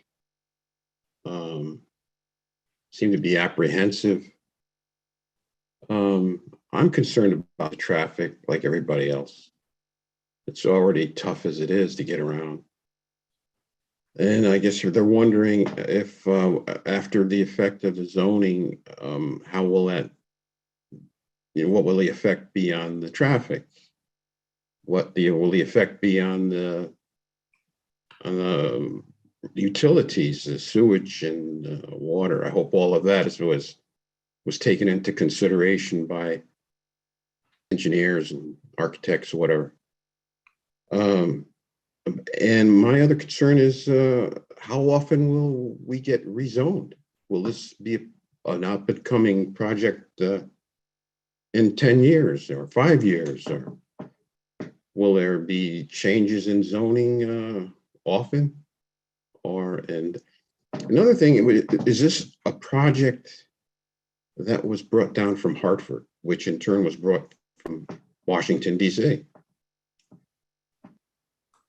I know that the administration wanted to, one of its initiatives was to build low-cost housing in suburban areas in the larger cities, and placing a condition on that, not giving out the appropriate, the usual monies or whatever for federal money, state money. It's all money. And I was just concerned about that. How often would it be zoned again? And I understand that there is intentions to build a train station in north of the Merritt towards Wilton. Was that true? Was that what I heard? To accommodate the housing in that area? I understand the housing in East Norwalk, his intentions is to be near the train station in East Norwalk. I have as many questions as everybody else. Thanks. Can I just answer that about the train station? Sure. Still listening? Yeah, we haven't really been engaging speakers much, but the train station is built.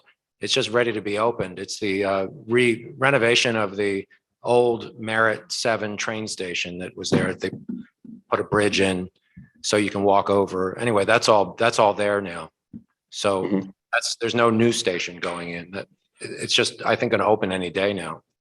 So is that to accommodate the housing in that area? Yes, and the Class A office space that's been there for 40 years, which you always had to walk around from. It was so primitive. It was like Petticoat Junction up there. You had to get off of a train and go around to the office space. It was just stupid. So they put a bridge over so you can take an elevator up and walk over. So that's it. So it wouldn't be required to be building new housing there. I just wanted to answer your question about the train station. Okay. All right, let's move on. Okay, Robert, if we can try again, please unmute.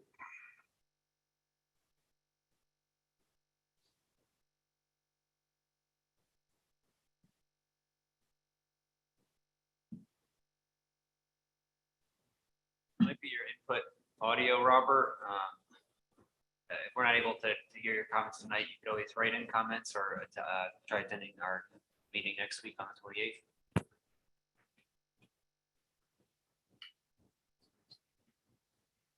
28th. Is that it? Okay. Is there anyone else in the audience who wishes to speak? All right, if not, then we'll close the public participation portion of this meeting. Remind you again that we'll be meeting again next week, same day, same time. Pardon me? Oh, I'm sorry. Meeting next week will be in the council chambers, will not be here in the community room. The acoustics there are very much better. And to the extent any of you have been having problem hearing this evening, I apologize. I've been having some difficulties myself because of the acoustics.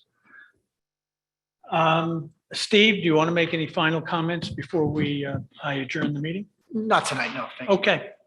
Motion to adjourn? Oh, okay. We have a motion to adjourn. I saw a hand. We have a second. We have 2 seconds. All those in favor? Aye. All right. Looks like it's unanimous. Chapin, Hector, Galen, I'm sorry we couldn't engage you more. Not at all. It's been a challenging evening for all of us. Thank you. See you next week. Thank Have a good evening. And thank you to all the attendees, virtual and in person.